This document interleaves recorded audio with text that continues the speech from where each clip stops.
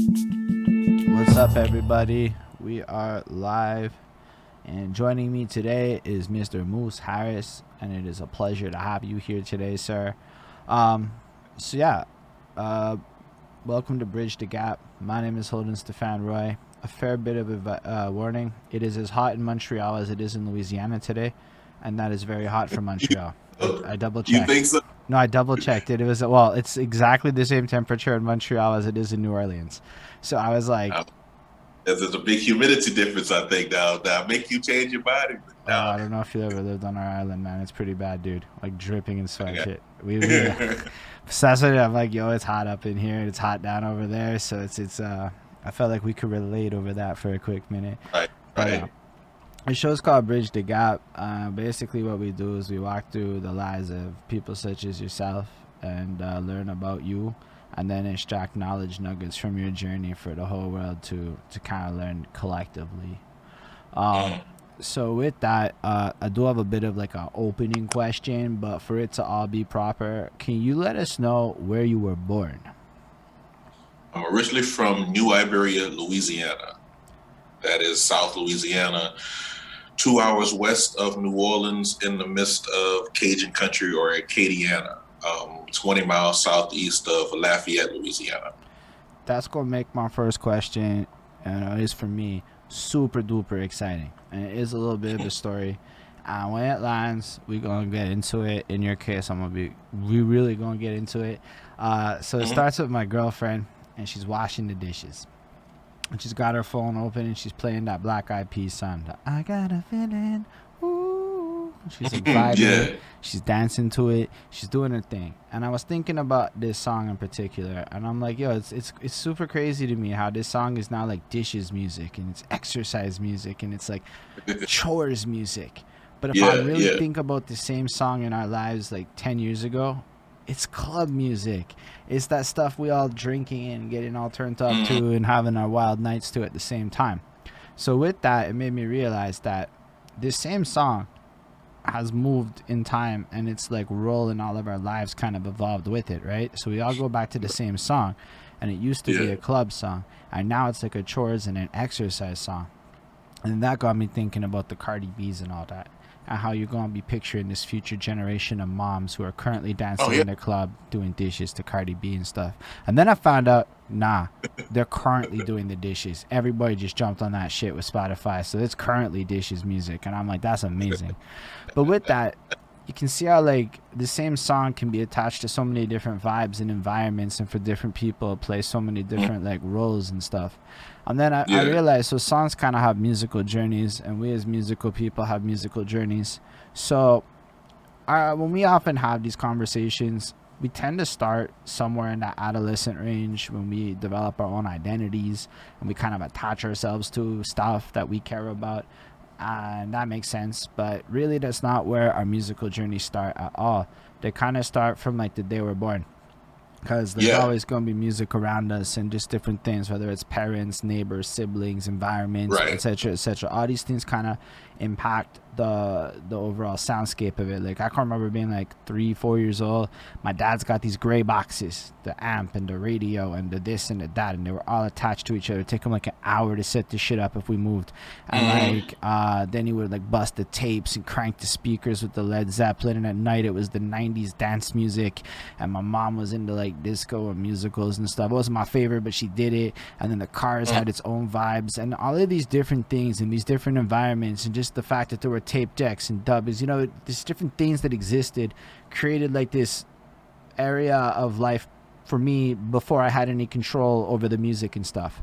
So I was hoping you could take us back to the youngest Moose Harris that you could remember and walk us through what it sounded like to be you and the technologies and the existence growing up in the middle of nowhere, Louisiana, with as much detail, because even the context of what it's like to be young there. I'm in Montreal.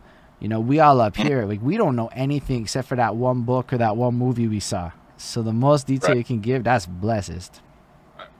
I got you. Well, in reference towards South Louisiana, first of all, I'm an old soul, so I'm definitely an '80s baby. I'm born in 1980, so Mm. the time period that I'm thinking about in reference towards Louisiana is definitely pre-internet, and in most cases it's actually also pre-computer, So the music that I pay attention to today is mostly rooted in things that I first discovered and learned as a child. Not to say that modern music today doesn't have a place within my heart. Obviously, from time periods of being an adult, college time period onward, they definitely have them. But it's something about that music that you first discover when you're a kid. And in reference towards me growing up in the 80s in South Louisiana, it was a combination of things. There was a heavy R&B influence, a heavy Motown, Stax Records, and I guess the more modern sounds is a thing that I like to call Jerry Curl funk. That's that type of R&B that came out roughly between, say, 1978 and 1987. You know what I'm saying? So that when Quincy Jones dominated the production and the arrangements of things. You know what I'm saying? So it really was those type of things. I mean, we're talking about like Quincy Jones, the dude. I have an aunt that loves to tell the story all the time about one of the first albums me and her listened to as a child. I'm probably about 2 years old at the time. It's like Quincy Jones, the dude. I remember the first time my dad bought me a stereo system in like August of '89, and the first album that we played, it was one of those double cassette decks with the album on top type of situation. And the first album that we played on that was Funkadelic's One Nation Under a Groove. And from that moment on, that song has been my theme song for life here on. All right, so that's okay. 89. We're going a little too far ahead. We got to go back in time still. You got to realize how everything connects. Because even though for me the first time for it was 1989, that's an album that came out in '78. Facts. So the ties towards my people in reference towards even having that album within their collection all that time as growing up. Now, when it got directly exposed to me and attached to me was actually later on. But those were the records that they were spinning all throughout the 80s. Okay. And they're, I just personalized it for myself by the time the end of that age for that particular song. But, yeah, to fully answer your question, we're probably going all the way back to like Michael Jackson's Off the Wall, Quincy Jones, the dude, Rick James' first album, and things like that. There's also other elements because of South Louisiana being the way it is, it has its own specific genre. So like Zydeco music, for example. Can you clarify what South Louisiana being the way it is means to somebody like me? Well, South Louisiana is a very European-esque type of area, in that the state of Louisiana itself lawfully goes under the Napoleonic Code, what may have you, which is totally different from any other place. Any other states in the United States have counties, we have parishes. We got parishes up here. Yeah, so you see what I'm saying? So we're more in sense connected to some European elements, and then further, if you go further east towards New Orleans or what may have you, you'll get even more European. I mean, New Orleans looks like any city that you would go see in Europe, and I've seen them. So it's a combination of that European-esque foundation with a very Northern Caribbean vibe. And that would be the combination of things for South Louisiana in a nutshell, all below I-10, That's a super great explanation. I mean that for real. Like for us, the show's called Bridge the Gap. You bridging gaps. Mm-hmm. What's super nifty is that you described it as a pre-internet 80s, early 80s situation.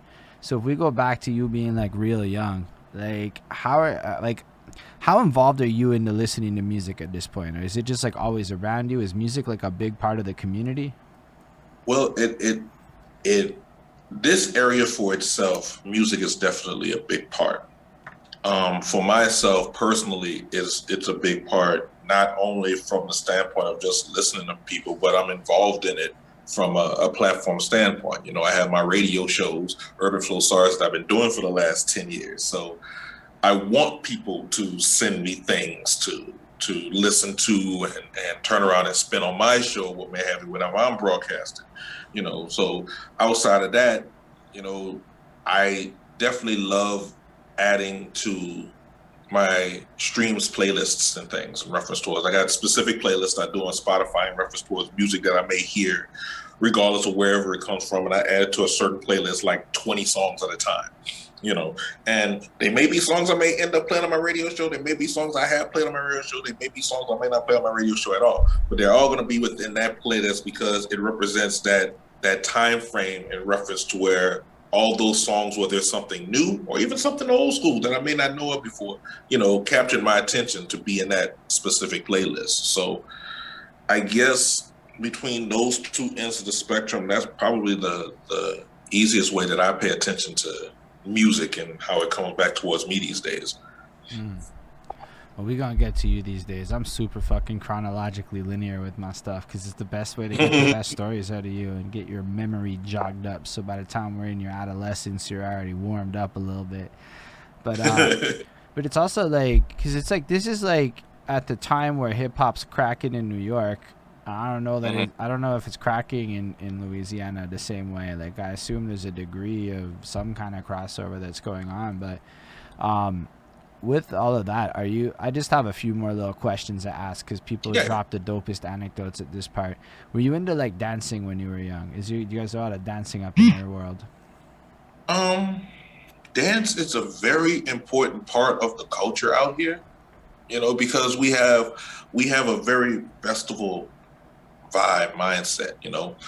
Stereotypically, everybody knows about Mardi Gras down here in Louisiana, and they may think of New Orleans or what may have you, but really we're a heavy festival minded. In the non-pandemic year, you can get through hundreds of festivals in South Louisiana and go to it. Dancing and music is a big part of that. So while I never did any per se organized dancing or what may have you, I can never say I was a b-boy or anything like that.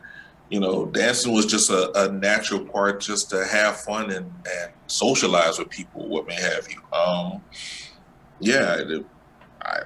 still dance around on stage now, so that'll always be an aspect and a part of the situation, That's a good answer too. I like how you bring it back to your community as well. Last one is just because there's the graph element. So I ask people if they draw, if they're into drawing at all. Mm-hmm. I don't know. So if you were young, were you a drawer? Is that something that was in your skill set purview? I mean, as far as the arts are concerned, I've always dabbled in different aspects of the arts. Music came out being the main thing, but when it comes to like photography or even drawing, I'm not the best drawer. I'm a much better tracer than a drawer, But that doesn't mean that I wouldn't try to sketch out some sort of ideas or something, or it be, I'm a big Bob Ross stan, so I can watch him draw stuff in 30 minutes all day long and be great with watching it. So that's an amazing answer that you said that. And just to say, what's up, everybody in the Twitch chat? I haven't been ignoring you, but there's a bunch of people. So like Willie's there, Willie Scandos, Golden Jenny from Norway, Lindell's there. So shout out everybody. What's going on, all y'all? What's going on? We also just got a love Bob Ross comment. No, I knew when he said Bob Ross, somebody was going to comment on that. That guy's man, Bob Ross, and PBS. That whole vibe of things is those types of vibes that kind of go into the way that I interact and, I guess, in a sense, the way my music is. So going back to your question, I was never like an artist drawer per se. I was never into graffiti, but I mean, I guess I did, childhood imitations of, what a potential logo for myself would look like, or trying to find somebody to actually do that for me. Mm-hmm. I was more into video cameras. If it wasn't doing music, I wanted to be the Black Steven Spielberg. You know what I'm saying? I wanted to be at the cameras and photography and things of that nature. So I guess that was more so of my artist representation versus actually, doing graffiti or drawing or what may have you. Yeah, that's still a really cool answer. I like the fact that you brought it to video. I should ask people about video more. Or at least they're interested in movies, because that can lead to video. I mean, man, I'm first generation MTV, so the music video and that animated concept is real deeply important to me. So that's why me is still top 5 greatest video of all time, still to this day. Which what I'm saying? Which is the top 5? Take the one where 3/4 of the video sketched out in the comic. Yeah, classic shit, man. That's a good video. It really is. But so you're saying you were like the first like young person generation like to actually grow up with MTV being on TV. I am technically older than MTV by about a year. So yeah, I got here before MTV. But like So that's crazy. So your whole life, like, was like MTV like huge in your community? Like, just like as a young person, was like y'all would be at school talking about music videos and shit, or was it more like the Yeah, radio? yeah. Literally, there were times like if you hear quote unquote old folks talk about the first time they saw Michael Jackson moonwalk on that Motown 25 special back in like what was that 1983 or some shit like that, where I was just mentally old enough at like 3, 4 years old to say visually that's probably one of the earliest memories I remember as far as how important visual performance and music videos and stuff like that was for people, in the 80s. Because I mean, you got to think about it. There was no on demand, even a thing like the in the 90s, we're still talking about a decade away before any type of on-demand type song. So whatever videos they wanted to play, that's the ones you paid attention to. So if somebody came out with something new, what may have you, it's going to be talked about. That's why it seemed like so many artists from the 80s per se, a bigger part of the potential scandals that they might have gotten into, shout out to Willie, was more so within their music versus say outside of their music, because they created those scandals and those tabloids or what may have you. A stronger part of that was actually within the music versus, who they were dating or who they were seeing out in the town. Now, that's not to say none of that wasn't happening too, but that's just how important that the actual thing of MTV and music video. And this is all before MTV was actually playing any type of shows. Like this is literally the MTV shows were various shows of playing music videos and not no reality. Like when I'm growing up, dude. First of all, I have Much Music, which is Canadian MTV, which is cool-ish, but it's like all kinds of shit, right? You had to like plan out your day to catch the hour or half hour here or there where the music videos would actually be.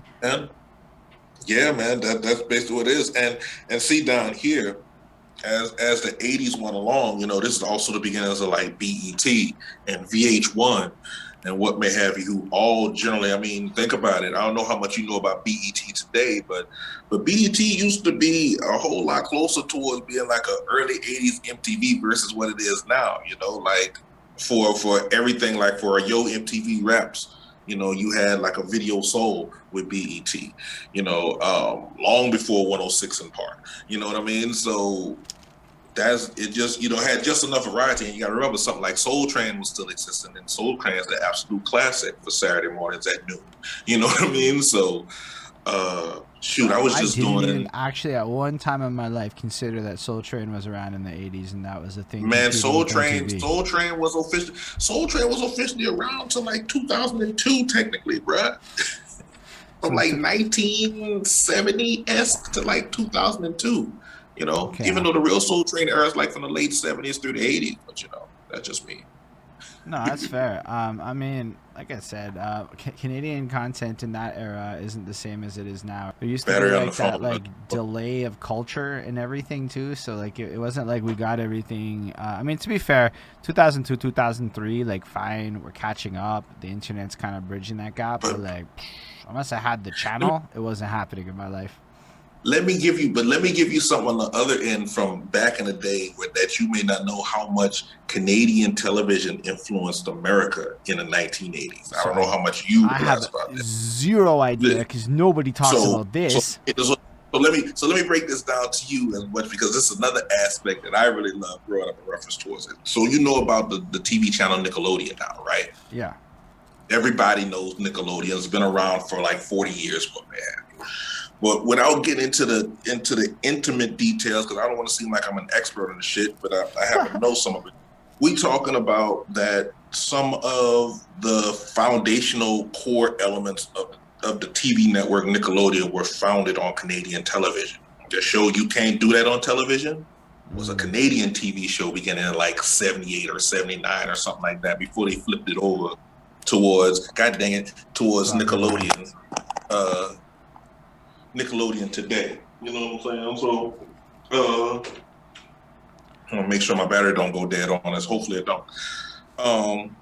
Yeah, man. Most of the early '80s shows that Nickelodeon showed was like Canadian TV stuff, like Pinwheel, and today's special I think was Canadian too. And you can't do that on television. Shoot, I think even their first little talk show, I think it was called like what, Live Wire, something like Mm. that, was Canadian. So yeah, y'all. And since everybody knows what Nickelodeon is today, and since everybody knows what slime is, and slime was originated on You Can't Do That on Television, and You Can't Do That on Television was originally Canadian. That's big. Man, y'all done hooked some people up over the years, bro. I'm just saying. I like it. No, I'm with it. I mean, I'm always down to point out things Canada has done. Drake has helped our life, and it's what it is. Drake legitimized Drake us. is like y'all second coming of Nickelodeon. I mean, it's kind of what it is. I swear, like people used to kind of goof on the idea of Canadian hip hop, but there was a day, one time, where the number one, two, three on Billboard were Drake, Weekend, and Bieber, and I think that is my favorite day in Billboard history. Cause like, fuck it, that was the day Canada had the top three, and it happened one time. That's it. You need to look. You need to look to see if there was any time that, like, let's say, like Brian Adams, Alanis Morissette, and somebody else was up there. So Nah, it see if never you happened where the one, two, and three were all Canadians before. That was heard. first time in history, and it was those three who nobody fucking here likes, which is crazy to think about. But like, big ups to them, eh? Cause like, we legitimate now. Y'all all in. So basically, at like 9 years old, you get this tape deck vinyl player, and you get your first access to like listening to your own music, and it's Mm-hmm. 1989ish. I'm gonna assume. So Mm-hmm. that means a few questions. How do you actually, are you dubbing? How do you get your music? What is the way that like a 9 year old you gets access to music? Well, the two main ways was either through what the parents were listening to, either on album or cassette, and maybe even a couple of small cases on 8 track still, and whatever was coming out on the radio.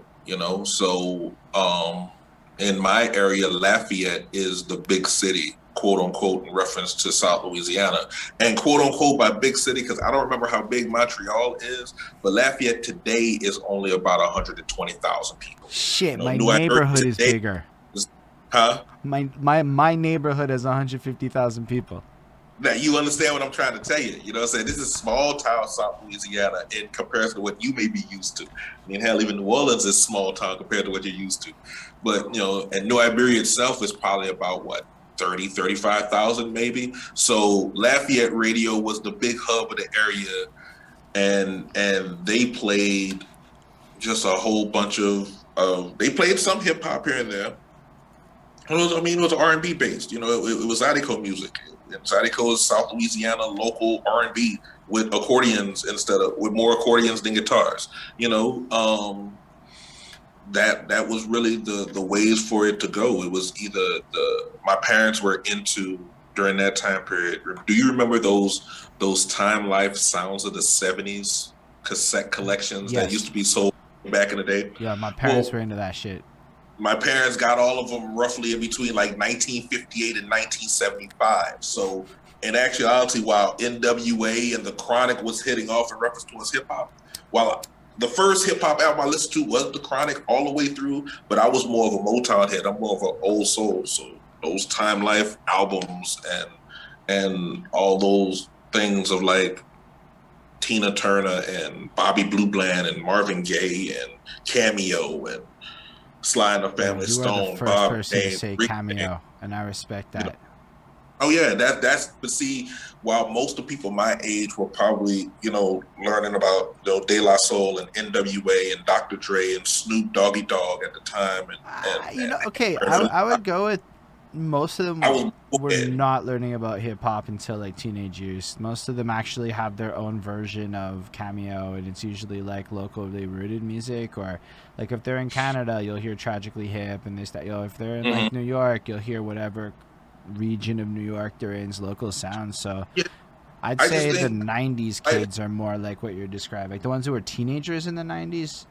Not well, so. I mean, I Mm. guess I guess I'm looking at it slightly different because I'm the type of person who, and I'm not saying it's special or anything like that, but I discovered music at a certain time point in the 80s. And realistically, for me, for that given artist, I went at that point, I discovered them and then went backwards in reference towards what their career is. So let's say we do bring up Cameo, what may have you as an example.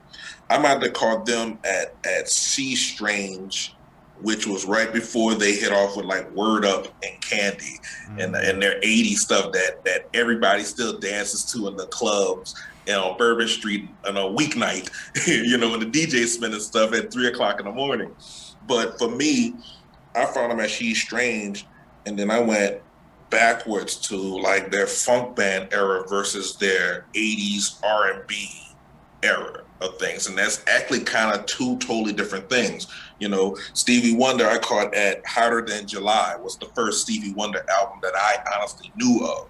But instead of me following him through the 80s, that's when I had to go back all the way to Little Stevie Wonder and Fingertips Part 2 and find out how this, you know, 11-year-old guy is still holding it down at like 40-something, whatever he was at the time, age-wise. You know what I'm saying? So for me, the genre of hip-hop, the genre of rap existed. I knew it existed. I listened to it to a degree, but I was more of a guy that caught like the R&B and the funk and more of the urban contemporary sounds and pinpointed artists. And then by the stroke of like the way things were being played on the radio, what my parents had, what relatives had in their collections, ended up going backwards and learning more about, like, you know, I consider myself a Motown historian. I'll give it to you. In the regards of that part, you are very correct that not many people I've talked to like hit the 78 album and decide, fuck that, I'm going to the 50s. That's not something I encounter a lot. That's I mean, you know, but I just don't know that I talked to anyone old enough to really be discovering hip hop before the 90s. Well, see, that's just it. I'm an old soul on so many levels, because I may talk to you about music from like the 60s and the 70s and maybe some jazz things from the 40s. But at the same time, I'm old enough to actually say that one of the first hip hop albums I listened to when it was brand new was License to Ill. You know, I know about the Beastie Boys then. I know about Run DMC's first album. I virtually was there. I wasn't in New York, but I was old enough to be able to hear it played on the radio, be able to see those original music videos. I remember when Run DMC and Aerosmith came together for Walk This Way. That was a brand new video to me. You know, so everything coming over the 80s. So that's interesting that the Beastie Boys... Because like something I was thinking about even when we started talking about this is, unlike most of the people I've talked about, like, you're not in Cali, you're not in New York, you're in Lafayette land, I think that's right. Yeah. So like I imagine that unlike a lot of these other people, you're kind of more in a Montreal reality where only certain things are coming your way as opposed to everything. I could say that, but I think that's a little extra. And once again, it goes back to like the cultural difference here versus most of the country, if not other places in the world. Because that what you call a Montreal reality is true from the standpoint of whatever was coming through on the radio was coming in, and there may have had few parts of return towards the radio. Because like in LA and New York, they're going to play whatever they're receiving, but they also have an underground directly there in New York and LA that's contributing to what's ended up being played late at night back in the 80s and the 90s, what may have you. Here, we didn't necessarily have that with hip hop. We didn't necessarily have that with rap, but we had that with R&B. We had that with Zydeco. We had that with jazz elements. We had that with swing out music. We had that with Southern soul music. So those times in New York and LA where the hip hop might have been fitted in to go around the Michael Jackson stuff and the Prince stuff and the R&B stuff, well, down here was getting filled in with Boozoo Shavers and Rockin' Doopsie and Johnny Taylor and, you know, all those other subgenres of things that are kind of unique to not only the South, but even more specifically South Louisiana versus like how hip hop was growing in the bigger cities elsewhere, you know? So y'all just had your own version of a cultural wave that was just your own. Oh, yeah. That's still fucking nifty, my guy. I never thought about it like that one time because I spent so much time thinking about hip hop that sometimes I get kind of tunnel visioned away from the fact that pretty much every musical genre will probably have a cultural wave that gets attached to it in some way or another, especially if I've heard of it up in Montreal. I mean, most of the genres of music in North America, most of them, not all of them, were originated in the American South in some way, shape, or form. You know, even with hip hop that originated in New York, but the people who originated it hip hop wise were Jamaicans.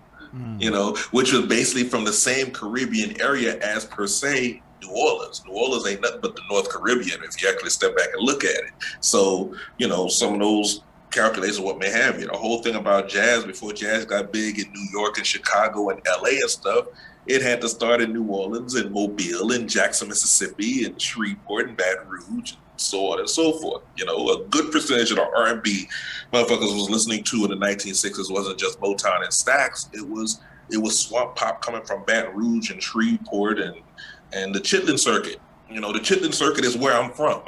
You know what I'm saying? All those places are places I could name those cities. I've lived in some of them. I've played in some of them. You know, so like the roots of like North American musical culture, while it might, you know, most of the country in a sense might have moved on from it towards other stuff as time goes on, several of those pockets stayed down here, man, and that's what made up most of our music makeup when things like hip hop was just being invented. You know, that's the way we filled in our blanks, or it was filled in for us, I should say. That is one of those really, really fucking cool answers that I don't get like that often, because it shows me like one of those things where I'm so northern centric. That's a good way to put it. There's the West Coast, you know, the Cali. There's the whole East Coast, because let's be real, Montreal, we're on the same kind of like general area, Yeah. and then everything else is a blur. And as you're like describing this, it's like, damn, there really is such parallels that are going to be in other cities and other cultures that even would influence, like, so I guess bringing it back to you, so like do you know you want to create music at like 9, or is this something that comes like... And I knew I wanted to create music at like 3. You know, the one thing I always say, and I've said this in plenty of other interviews, and it's probably somewhere in my bio, what may have you, is that in the 80s, when most of my friends and most of the kids I knew were playing with action figures and had video game consoles and Nintendo or what may have you, well, my favorite things to play with was a cassette recorder and or karaoke machine, because I can record myself on a microphone into a cassette that I can turn around and listen to later. So it's funny and ironic. How young were you? Huh? How young were you? The first time I received a cassette recorder from a relative of mine, I was probably about 4 or 5. Damn. So you've been recording your own vocals, DIY style, like I do today, and advocate to the world since time. Yeah, we're probably talking about since like 1985 would be. Yeah, because it would be around that time period. The first time would be about 1985, 86. And then that stereo I was talking about earlier came in 89 that had dual cassette and a microphone jack into it. So, yeah, my first... That would let you take like a beat on one tape and a mic jack in and record to like a second thing, no? Yeah, but see, I wasn't necessarily into it from that standpoint, because once again, small town, so not necessarily knowing the concept of how a studio technique works. You know what I'm saying? I was looking at it more. It was easier for me to think of it from a radio standpoint versus a studio standpoint reference towards stuff. So I know if I'm gonna put a cassette on the record side and it's gonna record stuff for me, well, I'm gonna record my stuff. I'm recording myself talking about some of this stuff, and then I'm gonna play these songs or what may have you, then come back and recap it like I actually hear on the radio, and maybe throw in some sports stuff because somebody's playing some video games or electric football, actually real football in the streets somewhere along on the cassette, and what may have you. And eventually I'm gonna have this 90-minute version of cassetting that gives you a little bit of music, that gives you some sports, that gives you some news, and just gives you life as a kid down in South Louisiana. I'm gonna play that bitch over and over and over again. That really was the mindset versus, I'm a drop bars or necessarily sing. Now that doesn't mean I didn't record myself singing stuff, because I'm more of a singer actually than a rhymer actually. You know, I started off singing more so than actually rhyming. That came later for me. But that doesn't mean I didn't, So didn't. that's great that you said that. First of all, how fucking cool is it that you was like 6 years old creating, let's just be real, producing 90-minute radio segments. My guy, I mean, you're an OG podcaster. duh. Like you, If sometimes I look back and I'm gonna throw this quick story out because it's the one down thing in reference towards what we're talking about. When I was 20 and in college in New Orleans and I was working in the French Quarter, long story short, somebody broke into the van I had and stole a bunch of stuff, of which were cassette tapes from the time period we're talking about right now, because I kept those cassette tapes that long in my life. Okay, so that being the one down thing towards it, bouncing off of what you're saying, yeah, could you imagine me still having those cassettes today and having them, or even one step further, having the ability of something like YouTube saying like 1993? no, but can you? Okay, let's go back to you having it today. You could just make a whole show like the Yeah, Chronicles of Moose Harris. Let's just watch some shit I produced when I was 6. it would be no problem, bro. I begged my parents for a video camera since I was like 7 years old. I didn't know it was gonna be for stuff like this, but this is stuff I was always interested in. Nah, I really appreciate that you're sharing all this. One of those things that I find really handy listening to people's stories is just the humility and seeing how much experience people have. And sometimes people enter into certain forays and they don't always have the perspective of how much experience their peers have. So, Right. and then you're like running decades deep. Your whole perspective on shit's gonna be different than other people who maybe 4 or 5 years deep and all kinds of things like that.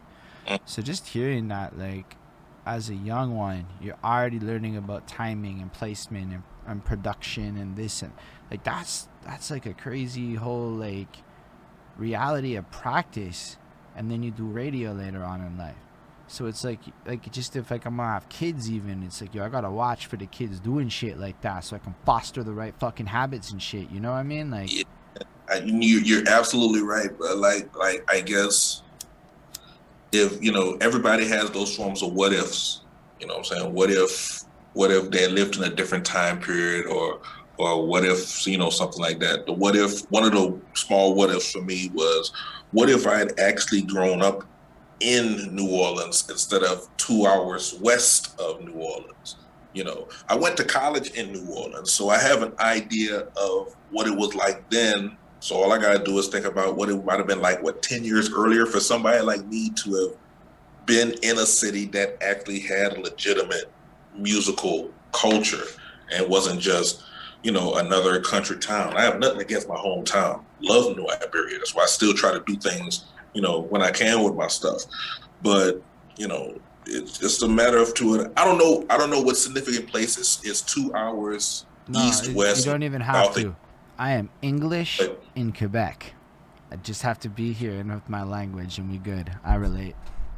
gotcha. So I guess that'd be like one of the what ifs I would have, because yeah, I mean that's what I've always been interested in business and forms of artistic humanities, man. Like one of the things I say today is that I have a bad habit of trying to make money with my friends, and usually those attempts is something to do with the arts. So it's always been like that. I mean, I think that's a cool idea that your big problem is that you and your buddies team up to try to make money off of art. That sounds like a dope life, like a I good mean, life. hey, I can't help it. It's my cross to bear. You know what I'm saying? I mean, I appreciate it. I think about how to make money off of art all the time. I'm just trying to think about like how to do it in this day and age. Hmm. And that's a whole mind game to play, but I think it's about lifestyles. That's my conclusion. Yeah. Sell a lifestyle and you good. Then that's it. As a human, you just need to figure out how to take your brand and make it a lifestyle that people can Yeah. empathize with. That's 2021 branding advice from me. But let's go back to you at like 10. So you're like producing Okay. radio shows. You have access to all this gear. As you like move into like high school and stuff, is there like any kind of desire to get more involved in the arts? You start writing. Like, tell us a bit about the evolution. The the aspect of writing is, I guess within all this, I was kind of a mixed up kid in that I was doing all these behind the scenes musical stuff for fun, i.e., radio station on cassette tapes and wanting to record other people, like getting friends to sing songs just to record them, that type of thing. But realistically, I also want to be more so stereotypically the person in front of the microphone too. So the writing aspect and the making my own original music or what may have you was pretty part of the equation by the time period we're talking about. We probably have to go a little bit further, a few years, for when the official switchover happened into but artistry again. But yeah, it's if we're talking about by 10, yeah, I can say there's been a couple of band name ideas, trying to talk friends into doing it, and singing group ideas by then. I had a little brother, so we had a brother routine from that time period as well. So yeah, that whole approach or reference towards wanting to be in a group, wanting to be in a band, wanting to actually write music and create music and bang on buckets or what may have you. And yeah, that's always been a part of the equation from the jump. So as you're moving into like this period, I don't know if anything super significant. Are you like performing at like variety shows, or are there like extracurriculars in your neighborhood that you got a chance to showcase? The main opportunities I had was singing in church and school related things. So if we're talking about elementary time, the church performances started at like age 3, being in the Sunshine Choir, what may have you. First piano lessons was at like 6. That lasted for a little while. And my first other instrument would have been about like 6th grade, would have been like when the saxophone got placed in my hand. So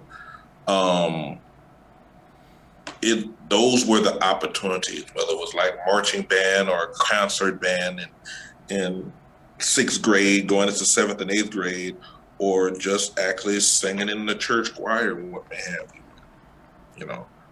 I spent a lot of time doing my own variety shows in my room. I tell you that much. I got a lot of those that came out of years. But as far as like performing in public, it was either really school related or church related till damn near college. All right. So what made you make your transition into I'm gonna start making my own music?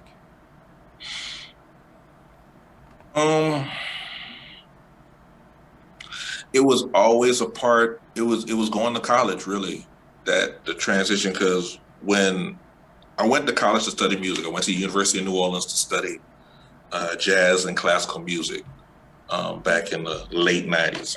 Like I said, I'm kind of old on the slick.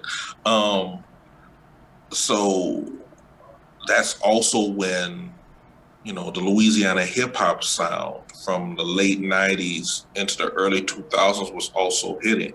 So that's when I started running into a lot of college students or people of that age who all want to be rappers and stuff like that. So reverting back to the cassette tape days, okay, well, I'm gonna get a computer. I've always made music. I'm a musician myself, so I'm continuing to try to make beats and instrumentals or what may have you, and I'll record some people towards some stuff. And I'm bringing all that up because really me doing my own thing kind of came out of the anti-necessity of that. And the anti-necessity of that is that originally, if it would have been up to me, I'd have been more of the Quincy Jones, Timbaland, Manny Fresh type person here in the music business, as far as like we were talking about with the cassettes, coordinating all the type of things and artists and music and doing some production on the songs, coordinating it and putting out projects of other people. So your aspiration is to be an executive producer, not a producer, but the executive one. I've just recently found out, let's say the last 5 or so years, but when I was that age, believe it or not, it sounds like I really wanted to be Quincy Jones more so than anything else. You know what I'm saying? But I wanted to be Quincy Jones, but I really had some heavy Marvin Gaye aspirations as far as being in front of the mic. So, that's where I guess the clash of things was. So me doing my own thing actually came out of necessity, because in order for me to do the Quincy Jones thing, you need other people to be involved to not only record the music, write the lyrics, what man, but burn the CDs and get them out in the French Quarter. How do you organize all this? I never even had a person walk in and be like, "Nah, I needed to find somebody to write my lyrics." Number one, that's the first. I love it. Dude, it's like I said, I'm an old soul. So I guess when I believe in the way that the music game and the music business goes, I know it from like a 50, 70, 50, 60, 70 years ago assessment. You know what I'm saying? I think of the factoryness of the way Motown was. I think of Tin Pan Alley, and not necessarily, well, yes, the music, but also from the business standpoint. So when we're talking about college, we're talking about New Orleans, late 90s, early 2000s, and we're talking about, I knew the concept of, look, I wasn't the best and most talented person in front of a mic. I knew I could do it. I knew I could spit a few rhymes. I knew I could sing. I knew I could play a couple of instruments. I could easily be in a band and be a part of something. But more so about it is, man, I want to present, but I didn't necessarily have to be the one in the spotlight to present it. I could present it. Like I said, I guess I heard this quote from Fat Joe, another show he was on roughly about a month ago, and it sparked off conversation with people, and I'm going to say it here. He basically called DJ Khaled the Quincy Jones of the music game right there, which I can understand the context he's coming from with that without going into detail about that. But that concept that DJ Khaled is using today in reference to how he's putting out his own albums, that sound like everyday thoughts from me from back in like the 90s. Because I based it off of Quincy Jones and how he released albums in the 80s and 90s. He basically just collaborated everybody together, coordinated everything, pushed that shit out, put his own name on it, put it under his label, and everybody made money and got results from the shit somehow, including him. His name was on it. He have to be all over it. I'm gonna be real with you. So, until you said that, I wasn't fully sure what the Quincy Jones references were going to, and I was going to clarify it. So you're saying the Quincy Jones album is basically the man's curated a mixtape of sorts, or an album of other people's stuff, made it happen? No. Or does he not even that. No, it's more so the reason why I can relate to both what was said about DJ Khaled about Quincy Jones and Quincy Jones' career and high tide over towards myself is that when you think of, let's say, a DJ Khaled album, we know today Khaled can have maybe something to do with the production of it. He might have something to do with the arrangement of the given songs. He's going to have something to do with the track listing of the stuff. He's going to have something to do with what producers do what. He's going to have something to do with getting the artists together towards it. And the only thing throughout that hour-long project that you're going to get from DJ Khaled is a whole bunch of times him saying, "We the best music." And DJ Khaled, Khaled. You're not going to hear no rhyme from him. You're not going to hear him sing no hooks like talking about or nothing like that. He may have a chant or a poem or something somewhere in there. Well, if you go back 30, 40 years to the same guy who was producing all those classics for Michael Jackson, like Off the Wall, Thriller, Bad, and Dangerous, he was also doing that for himself as far as his own record label, where he was arranging the music and doing it by hand because he's a famous trumpet player to begin with and the first Black executive in the United States. So he's doing all that together and getting the artists together and the music together and doing all the track lists together and doing all arrangements and making everything sound sonically and putting that together on albums like The Dude, Q's Juke Joint, Back on the Block. And they all say Quincy Jones, but you may have 17 different artists on these particular tracks who are all doing stuff that Quincy Jones coordinated along the same line the way DJ Khaled is doing it today. I tie those two in together because, like I said, that's what I originally wanted to do by the time I got to college. But if you have a lack of people being involved in that, then the only person left doing the music is yourself. Like, when I sit there and I think about what you're saying, it makes me go, that probably used to happen more, and it doesn't happen a lot now. Because I know there's playlists and shit, and it's kind of a thing of that. But just that idea of it, the curation of original music, where you're that's getting my brain flowing to roles I never considered. that could exist again, especially with the loosey goosey nature of fucking loop beat makers and shit. You know, like there's so much fucking off the domes, I mean, so much potential I, with technology now. this is the reason why. It's the reason why the first album that I recorded and released doesn't even have my name on it. It's called Urban Grooves Compilation Volume 1. It's still streamable everywhere, you know, and there's like 13 tracks on it. I do production on like 11 of the 13. I don't spit a single bar on the entire album. I'm a part of singing maybe one hook, and I do one Catholic mantra or whatever you want to call it, because I ain't never been Catholic. Ironic that I'm from South Louisiana and never been Catholic, but you know, but it's, you know, it's mine. It would have been the original Moose Harris album had I put it out as a Moose Harris album.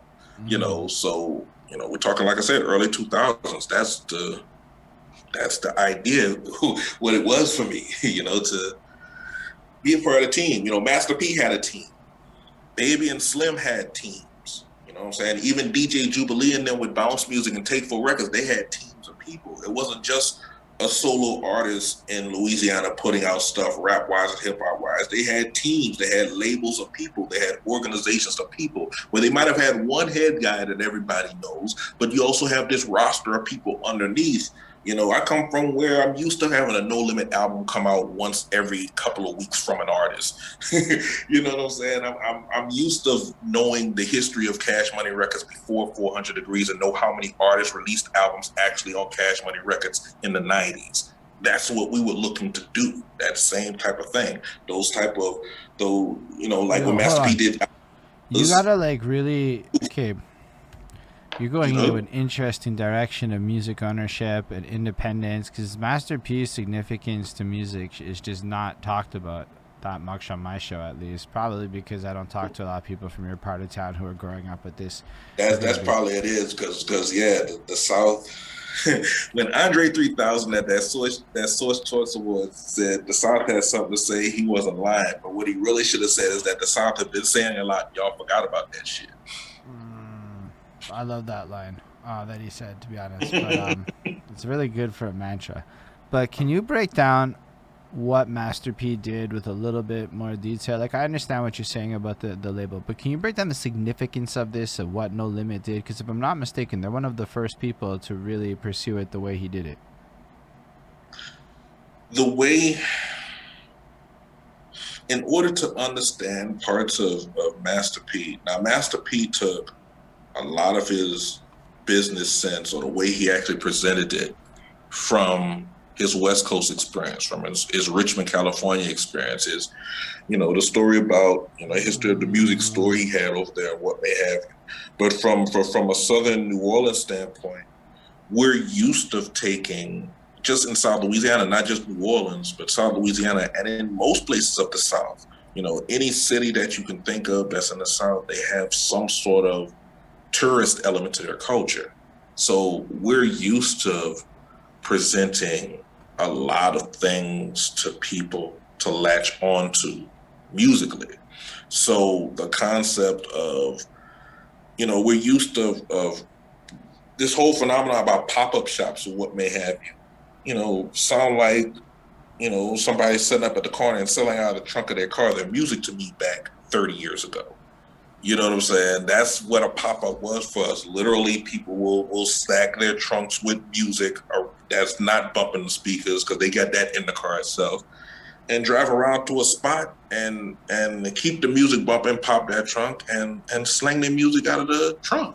You know, so when somewhere like Houston, that's 4 hours away, you have the screw music and they're selling it out of the trunk that way. You have New Orleans that's 2 hours this way away from me, that's slinging all the jazz sounds, all the new rap sounds, all the R&B sounds, that whole thing from the Neville Brothers all the way to original Young Manny Fresh and T.T. Tucker and Candyman and what may have you in reference to his albums. And you're having all these other Southern influences.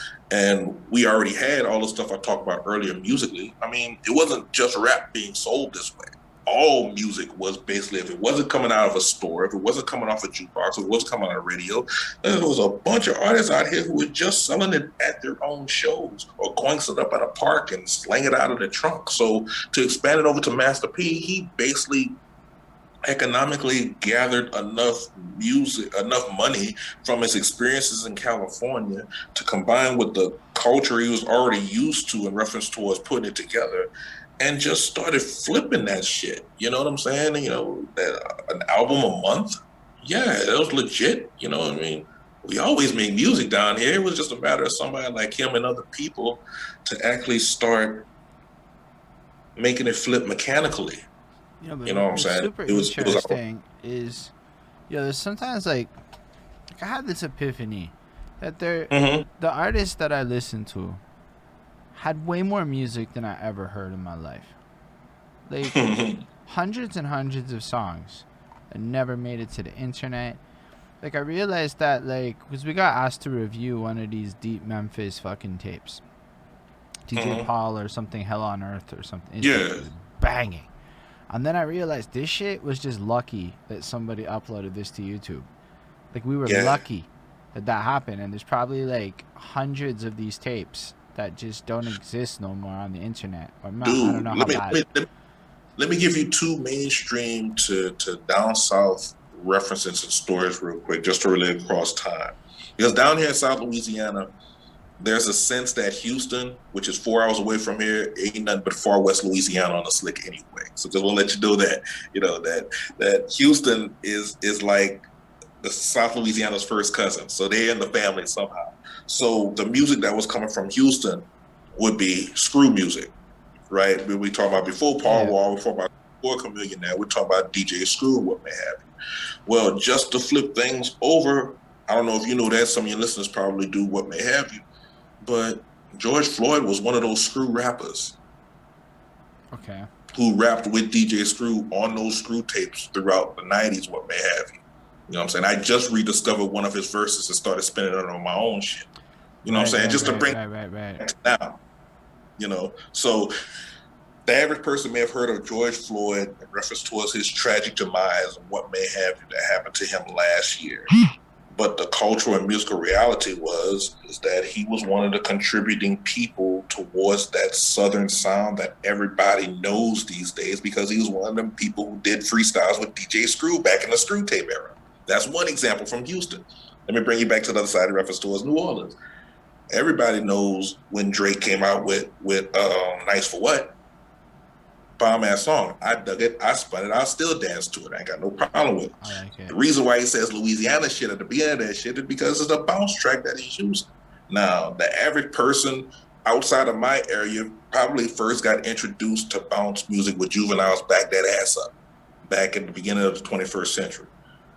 Well, there's actually a full decade of bounce music that came out of New Orleans and South Louisiana in before 400 Degrees that you, without somebody like me per se, or somebody with the actual old tapes or maybe uploaded, wouldn't know anything about. But yeah, those types of situations musically that may capture a bigger culture's imagination have many deep-ass root musically towards shit, man. For many. Real, I only even know what bounce music is because one of them fucking YouTube channels made a video dissecting the bounce music's influence on Drake's Nice for What. And so I learned that there's this whole thing, and that no, he's not being a culture vulture. He's paying homage to a place he visited and this, that, the next thing. Yeah, and it was connected by a company. Yeah. Apparently it's like Wayne's part of town, so it's fair game if like Drake and Wayne. Yeah, I mean, like I said, and there's I mean, the roots of that actual music or the music used for that goes back about 30 years, 40 years. And the actual genre of bounce music and twerking and all that shit goes back to like that same time period where I was telling you that chronic NWA period. Yeah, bounce music existed back then too. But that's it. So like with that, I was like, the thing that really made me trigger that is I had this epiphany that I never did this mixtape shit because I was like, who the fuck cares? I'm gonna do albums and make my like 14 songs. And that's, that, you're like, bro, I'm just used to man's pulling up and every month a new bunch of songs is coming out. So it's like A lot of people may look at the habit of consumptive music, of like, I eat it up now and I move on to the next thing, as being a new Hmm. phenomenon. But the more I dig into the past, it just feels like mixtape culture was undocumented, so a lot of people didn't know that that's how a lot of people were consuming music for almost a long time. Now, there was albums and stuff, but it seems like everybody was looking for mixtapes to find the new up and coming rappers and the new this and that's back in the day. And that would have meant a high consumptive of new music that, like, honestly is not brought up in a lot of conversations I had prior to this Twitch grind. We'll see. From just from my experience, I think mixtapes, at least out here, once again developed out of necessity. Because, okay, let's say previous generations, let's say R&B music, for instance, R&B was easily able to get its start on radio because they really didn't have anything blocking it per se. I mean, you can think of segregation and race records and shit like that. But once R&B got on the radio, R&B was on the radio throughout the 60s, 70s, 80s, yada, yada, yada. Well, hip hop didn't have as much of an easy time anywhere, not even in New York per se or LA, getting onto radio. Right. So without that, and believe it or not, there was a time when radio was the number one option in the world to hear shit. You know what I'm saying? It's still litty. I looked up the stats of radio, and if you are a Mhm. country music fan, oh my god, Yeah. the world is yours right now on radio. Dude, I've worked for a country radio station in 3 different states in my life. I totally believe, understand, and have experienced what you're talking about. Talk radio is number 2, and then it gets not Yep, as fun done that. for. See, the problem with hip hop is it's like it's one of those genres where, as much as you like the radio and time frames, it's really like at this point you want to just go discover your own shit and go down your own paths. I find a lot, but then Twitch happened, and I feel like Twitch is this fucking strange phenomenon where now I'm actually watching DJs bring back this radio DJ, but like this underground version of it that isn't so Mhm. ad ridden, and it really is like these cool curated playlist experiences where now I listen to some soca. It happens, it just gets added to your Mhm. like palette and shit. So I feel like there was a period where the lack of underground radio, because let's be real, internet radio stations are not like fun. Like, I've never gone to an internet radio station's website where I'm like, this user experience is so great that it makes me feel inclined to come back.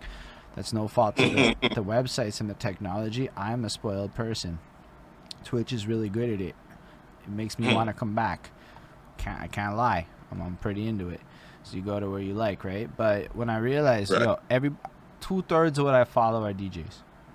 I don't like always watch them, but like the other day I landed on a DJ, the vibe was just right. Next thing you know, you're fucking hanging out, it just feels right. And I find Right. like in that regard, that kind of radio is fucking litty. I grew up with Adland, like, right? So I don't have these like crazy great like look, at the end of high school radio was fucking cool. But but it was so like fucking annoying too because they played so many shit songs, right? Just so many bad fucking songs. And at the same time, like, so I have my car, bad songs, YouTube, phone with an aux cord that I could put MP3s into. Like, at a certain point, you're like, you know what? This radio thing isn't as good as YouTube to MP3. At the And it's 2000 and it's like 2009, 8 to 10 YouTube when all the music uh just got. That's where I'm from, right? yeah, So I'm not yeah. looking at radio the way that you're looking at radio until very recently. I mean, I think I'm also looking at radio from once again as another cultural perspective. Because once again, I think of New Orleans when I lived there, the college years, and everything you're saying about certain radio stations playing bad music existed. New Orleans had its stereotypical hit music station and new rock station and classic rock station and oldies, older than me oldies station and what may have you. But at the same time, it also had stations like WWOZ, where WWOZ is a world internationally famous New Orleans community jazz and heritage station. And it's designed it's the most a radio station could be a college radio station without it being connected to a college whatsoever. So that stereotypical college style format of having a bunch of different DJs over the course of the day, paying a bunch of different things or what may have you over the course of a 24-hour period over, 2, 3, 4 hours per time, what may have you. Now just add the New Orleans culture twist toward that situation. To be fair to Montreal, just because I don't want them to get mad at me, that exists here. I just would play the lottery with that shit. And 9 times out of 10, the lottery would not win for me and my desires at that moment. I get what you're saying, man, but no, I'm not trying to diminish it. I'm saying my experiences back then. And even the college radio, like there was actually a college radio station in New Orleans, still exists now. It's at Tulane, WTUL. That was actually the first radio station of any kind that played my music from that compilation album I was talking about earlier, and it was literally as simple as hitting them up on the phone, finding out who was DJing, roll uptown, across town, uptown, present them the CD, and they gonna add it to the library, and they sometimes will spin it. You can call in and request that bad boy, but WTL wasn't a hip hop station. They just have the hip hop show late at night on Thursdays from like 10 to midnight or 11 to 1 or some shit like that, but it was those types of stations where they had so much cultural music, bro, that yes, they had those stations, those bad music stations like we used to have earlier, but we had a whole bunch of other cultural stations that most people were paying attention to for the most part, and because it was New Orleans. That's fair. Yeah, everything you said about that like proactive approach to hitting up people and getting them to like play your CD and just going through that grind is also really valuable because it's a lot easier to do that now. Like you don't really have to do the in-person thing so much. But is it really easy to do now though? Is it? If you want to play certain angles of it, actually, I would argue it's kind of maybe hard to go a certain route of high volume of individual video traffic. So if your goal is to get somebody with 100,000 active fucking subscribers to do it, probably not. But me and my 2,000 fucking subscribers, yes, I pivoted to interviews, so it's fucking harder to convince me to do a review right now because this is just more fun. I'm learning about New Orleans and shit, and I listen to your music. I'm winning, but the review thing, in theory, if you had hit me up even a year ago, and you would just ask me nice, I would have done it. And I think that the problem, you don't know how few I get. That's the thing. I get so fucking few requests that I do them too, and most people are like me in this tier because frankly, it's just so flattering to me that like you, and if you're like dropping the I watched your so-and-so's and you can prove you did with a little I fuck with your opinion or I don't fuck with your opinion, but either way, check out my shit. It would be so cool for you to do this for me and bump it and even do it a little pre-release. Give me a little seduce me a bit. Give me a little pre-release access so I can feel special. Right. And you copy paste that bullshit and you just watch somebody's video for 45 seconds so you can pull this off effectively, and you were to hit up all the the lower end of this, my guy, you dominate. All of a sudden, like, there's 100 videos of you, and that triggers an algorithmic boost that would drive a little bit of traffic back to you. Like, why are so many people doing this? Now, I think that strategy is not necessarily foolproof. It would take a lot of optimization and learning how to approach people and time consuming, but it would yield results in this era a little bit better. And I would avoid any payola in this because those people aren't going to try. They're just going to do some bullshit. I mean, I guess it is kind of amazing to me. And the reason why I guess I question whether or not it was easy from that perspective is because I'm also looking at it from a perspective of somebody who has a radio show for the last 10 years. My show, Urban Flow SARS. That's usually what you would see when I'm on Twitch broadcasting from wherever I'm broadcasting from, whatever station I'm at. I spend more than enough significant amount of time on social media, going through people's pages, regardless if I know them or not. If it just happens to fall towards my timeline or a rabbit hole against whatever, I spend a whole bunch of time leaving commentary towards people releasing their shit. Like, yo, email me this so I can spin it on my show. Where can I go to try to get the MP3 or rave to what's spinning on my show? Do you have a radio edited? Because I'm on FM radio stations, down here in Louisiana, at least a couple of them, and FCC, and it got to be clean. You know, do you have radio edits of this so I can spin? I spend more damn near too much time in most cases asking these questions in reference towards artists, and then the next step is whether or not they're actually going to turn around and send me something that's like not a link to their Spotify, because it's much easier for me as a radio person to be able to have the MP3 or the wave than try to run it to their Spotify link or even their YouTube links or what may have you. So I guess from that perspective and that experience, I question, is it really that much easier? Because everybody can release music.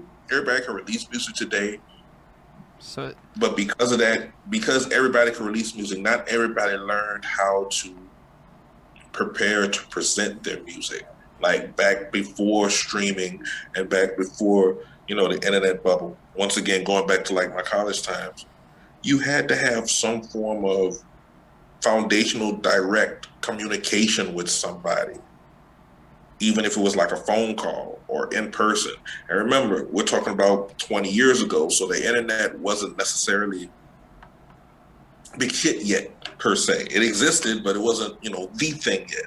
So some of these stations didn't even have email addresses yet during this time period, man. So it was like you literally had to have some form of foundational human communication with the person to even submit your CD over to them for them to maybe spend something on if you turn around and interact and request it sometime later. You know what I'm saying? Now, I have an email address right now for my radio show that probably has about 3,800 emails in it, and about 3,500 of that is probably some form of connection, link, mass, music, list, stuff of music going back like a couple of years of just submissions. Oh my God, dude.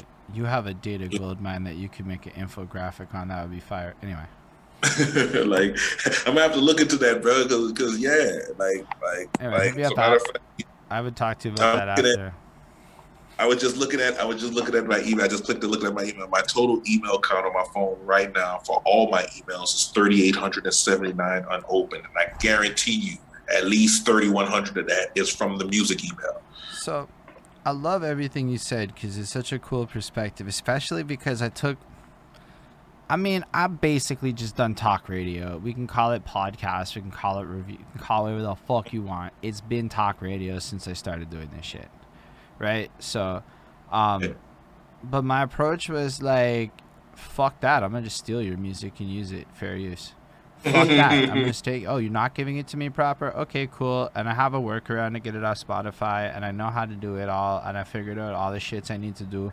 And I'll confess, I've done the exact same things on many of those sites that you mentioned. I've figured out some of those loopholes too. I mean, if there's something you want to spin and I want to spin it, but I always went the opposite route. It was more like this though. I don't respond to comments though. Everyone has to hit me into DMs and come at me right. Those are the two rules. So if you come at me right, and unfortunately that means kind of like when you're playing Among Us, I don't think you're sus, which is just so fucking subjective, right? Like, how do you know I'm gonna find suspicious at whatever time of day I read your shit? But yo, I can tell you one thing. The people who hit me up with like, yo, what's good? I saw your shit. I fucks with it. Tend to get responses a lot more than I'm a radio host. Cause that's weird to me to get. Like, I get like that feels so formal and shit, which is not most of us that are on this alternate media grind. So definitely, I think though, as an artist looking for a reviewer person, look, I don't know. Half of these dudes are probably gonna try and charge you. That's facts. There's a whole bunch of them. But the ones that aren't going to try and charge you, there's a whole bunch of people. If you look at anybody that's not doing well, just anybody, just go look for people who review famous artists and then get less than 100 views on a video, but still put out a whole bunch of shit and then just watch for people you've never heard of. Then you know they're open-minded, and if they have a wide eclectic taste, so you do a little bit of research, you find a list of like 200-300 people. They're all gonna have their email somewhere, and then you just kind of create emails. I would go with it, because here's the thing about emails. It's like, I mean, I don't know. I take you more seriously. I think there's this like subconsciousness of like an email is more serious. It's more business. It's more like whatever, or at least the DMs. So if you find them on the Insta, hit them on the DMs. I would say in some chill way. Follow them, like a few of their shits. I mean, the whole thing in reference to a word that's very big for me just in life is context.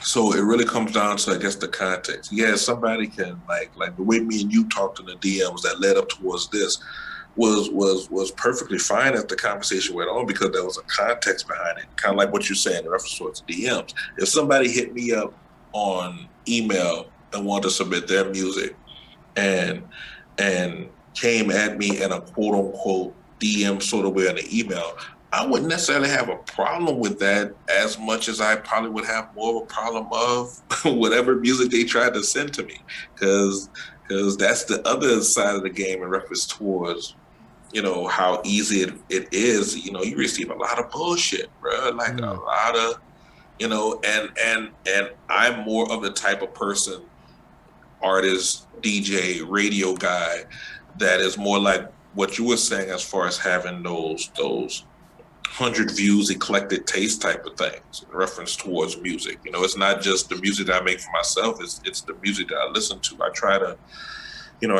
have a very wide spectrum of music that I play on my radio shows, and I definitely lean more towards a hip hop side of thing, quote unquote, versus a rap side of thing, quote unquote, when it comes to it. I felt huge KRS-One vibes off you. I mean, I'm a KRS-One fan. I'll put it to you this way: the musician in me had me lean more towards East Coast hip hop, and I love more the East Coast hip hop sound. However, West Coast hip hop has its place in me, but it's more from a funk standpoint. Once again, One Nation Under Groove, funkadelic sound type of thing. But I'm Southern, and we didn't already talk about all the stuff I grew up around musically. So, yeah, it felt like I can't specifically from that time period, but I understand the it's not even so much like how he raps and shit. I read the Gospel of Hip Hop, so that's like KRS-One preaching at you for 800 fucking pages. So you get the sense of his tone, and then you listen to enough of his interviews and shit. But I was listening to a lot of your message and the way you bring that shit into your music, and I'm like, yo, this dude at least is inspired by the same top level ethos and communityness that KRS-One brings to the table in that book. That's why. Thank you. So that's why I put you as a hip hopper, because that's what KRS-One would have called you. Right. I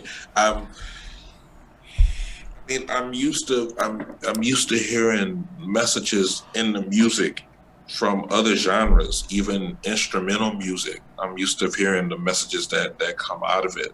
So, I'm gonna, in the time that I have to be able to record and create songs and drop verses, sing hooks, or whatever the case may be, or even if I'm entirely singing the song, I'm gonna try to say some stuff.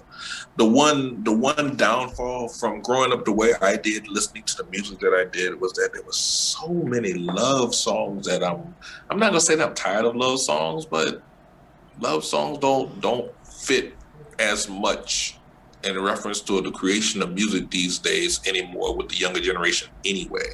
And I think a small part of that, the oversaturation of love songs from back in the day.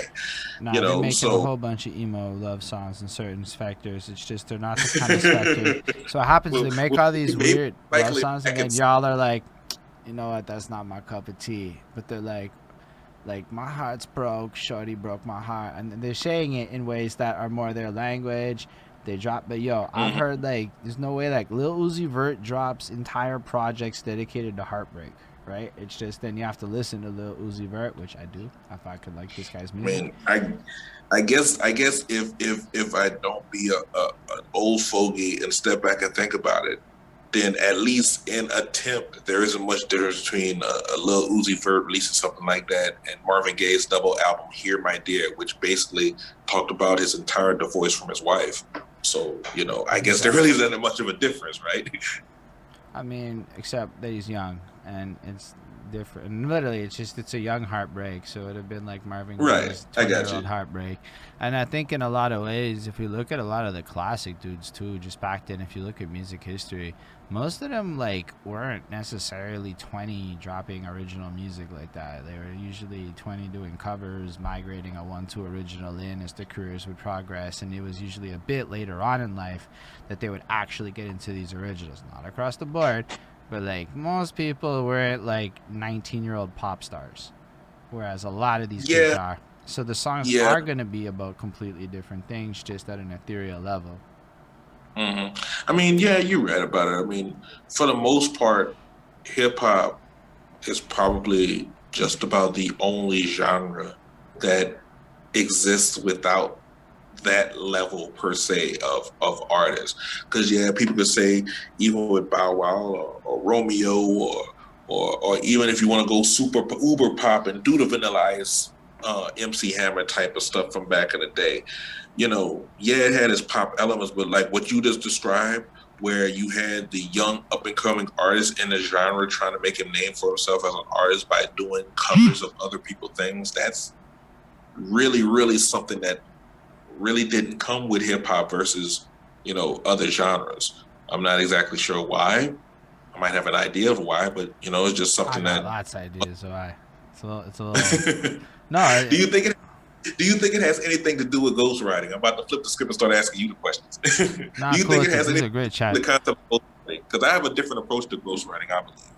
So I think it has to do with, okay, so keep in mind everything I'm about to say is an amalgamation of me doing this with people who come from LA and New York too, and Montreal, and mostly those three cities. Um, Right. so from what I understand, it really starts with b-boys and graph, and there's a competitive Mm-hmm. nature to these two elements, especially the b-boys that come up. And so this battling side of things, and graph has its battling side of things. So this battling part of the elements has always been into it, however level of nice or not it was.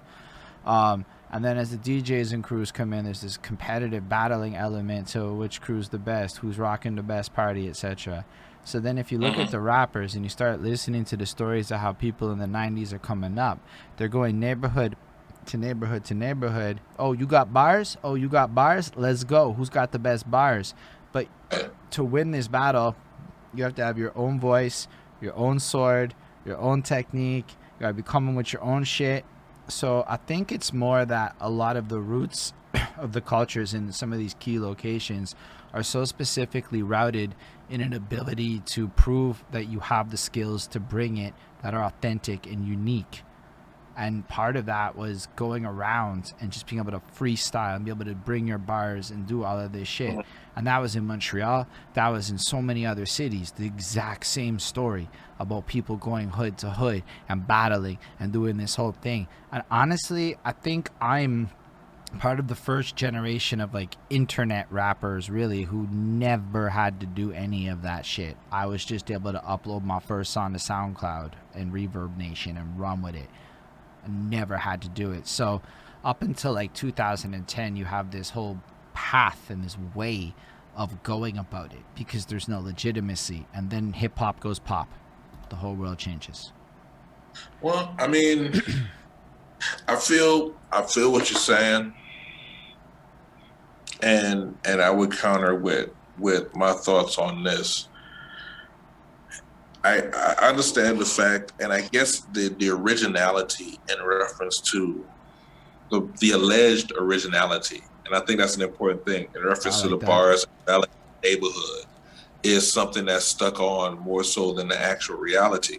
Because once again, I'm an old head, so the examples that I just think of are going to be 30 plus years ago type of shit from my childhood.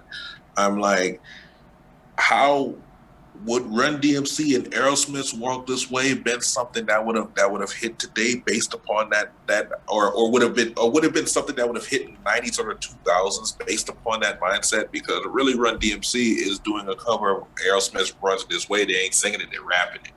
You know what I'm saying? Would the Sugar Hill Gang Rappers Delight being the first major rap song to chart in the charts here in the United States and get on radio, what may have you? Would that shit would have flown today, considering that at least a third of the lyrics rapped in that 17-minute song was written not by the people rapping it. You know, Well, it depends on who you're asking and about which group of people. So if you're talking about the pop sphere, so what I'm gonna call Billboard, then it don't matter. Doesn't matter that Nas wrote "Getting Jiggy with It." Who cares? Doesn't matter. One of the most underrated lyrics I ever heard in hip hop music ever comes from P. Diddy. He says it all about the Benjamins. Don't worry if I write rhymes, I write checks. And I think that's one of the lyrics ever in hip hop, because when you step back in reality, every other genre of music has its availability for its youthful up and coming bands or artists to do covers. It gives its ability for its young up and coming bands and even established ones to have other people actually write stuff for them for quality presentations of music and long lasting sounding presentations of music. All these other genres have those angles, and this one never really had. And I never fully was able to wrap my head around why, because I don't have a problem with ghostwriting. I'll be straight up with you. I'm old school, genre minded. So if I have a theory. Look, I don't have a problem with it, because quality music, in the end, I grew up listening to quality music that obviously was not done and created just by one person. You know what I'm saying? All that great Motown stuff, all that Stax record stuff, all the stuff that came from even the Beatles and Apple and the early MTV stuff and the new wave stuff, because I love 80s new wave stuff, wasn't all done exclusively by just like the band themselves. I mean, Michael Jackson didn't write all that stuff from Thriller by himself. You know what I'm saying? Prince wrote a whole lot more Purple Rain by himself than what Michael Jackson did for Thriller, but Prince didn't write all that stuff by himself either. You know what I'm saying? So, Janet Jackson came first from her direction. Ideas on this, though. By hip hop doesn't allow that, you know? There's so much that you said in that that's so fucking nifty. I think that the fact of the matter is, my girlfriend was able to write a rap verse pretty fucking fast, and it wasn't shit. Was it great? No. To be a good rapper isn't that hard. To be an amazing rapper is really fucking hard. And to differentiate between the two is not simple. But the actual barrier to threshold, my guy, I could make a master class that could teach people how to fucking write rap. It's not that hard to take it if you've done it long enough. Explain the structure of flow and get real explanatory, create exercises. You can do this shit. That means that you literally got to be really good or nobody's going to take you serious, because there's so much more to it. That's where your story, your authenticity, it's almost like your branding has to be so much more. I feel like people have always undersold the power of this, but like we all believed in the superheroes that our rappers presented more than we, you know, like the package of it, like all of it, like you liked them for so many reasons that went just beyond the rap. It was the fashion choices, it was the presentation in the video, it was the marketing, the album cover, the interviews, the consistency, the lore that got created behind these people. So if you got like this ill sense of style, it's like you're able to bring that overall lore into your bars and do something with it that other people aren't doing, because it's not actually that hard. And I say this having watched hundreds of contest entries unrelated to my own contest, but I do a contest, so I've seen hundreds and hundreds of contest entries, and I don't know, there's something about it that just happened one day at like fucking entry 400 where I'm like, there's no soul in a lot of this. So how do you get that extra element that makes you that nice with it? You know, like let me back up in reference for the sake of conversation and lay some disclaimers. There from time to time are a series of things that I use in conversations that I call mooseisms. And they're usually either phrases or cliches or things that I use automatically to tie in towards a given part of a conversation. In this particular case, one of the mooseisms I would use is that a combination like this, as like most combinations on conversations on a day-to-day basis, could all boil down, if you dig deep enough, to one of two specific things: either overpopulation or technology. In this particular case, the reason why you're having the frustrations that you're having toward the subject matter is from the foundational pillar of technology. This is not to say that back in the day for Marvin Gaye and Stevie Wonder and Cameo and Prince and all that stuff, that they didn't have hundreds of bands around the country trying to put out R&B records, rock records, or what may have it, that might have had some levels of either local success. It might have been inferior shit to the stuff that we know from back in the day. But with the way technology is today, all those inferior acts that existed, you know, in our parents' generation and generations before that, now they have as much everyday access as the proverbial Motown machine to release stuff out to the masses. And the masses never knew the difference between the two anyway. So how would they have known the difference when all of it's being presented at the same time versus the cream of the crop rising through a machine? So it's really technology and stuff. The inferior stuff has always been around. But I still think that, like, if you go back to technology, in a lot of ways, as a rapper, not the whole product, not the whole song making machine, it's kind of like playing soccer. Anybody can just pick it up and do it. So we go back to access, which is kind of what you're saying. So if you think back to a culture where 50 people might be a rapper in a room, you got to really come at it in a way where, you know, you stand out, you got style, you got something. There's a cipher with 30 people bringing bars. How do you actually stand out in that cipher? Well, I guess if we're talking about a cipher-like situation, that comes out to like just an individual being type of thing. But that's how, like, a lot of these people, we're talking almost 20 years of this shit, grew. That's who all the rappers were. Is a lot of these guys were coming from that world, right? So I mean, it's a matter of, I guess it's a matter of what that proverbial world is. And I say that coming from the perspective of another Moosism I use, and I just included this in a poem I wrote the other day for a performance, that I grew up as a middle-class Huxtable.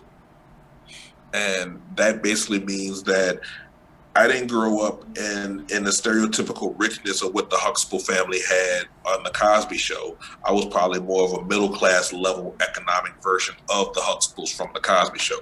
Never near as rich as them, but we wasn't on Good Times, J.J. Evans level. You feel what I'm saying? But so the frame of reference for me as an artist, growing up middle class, and like I say, like in my song Unorthodox, growing up middle class, black friends, white friends, money to spend, 2 parents, 1 brother, the world is me so then. I grew up middle class. I don't have those ghetto stories. I don't have those project stories. Fact. I don't have those growing up hard stories. So even though I don't have those stories, I still have to find the correct ability, not only for the music, but for myself as well, to be able to present what I do and try to maintain a level of respectability in the world of hip hop by doing it.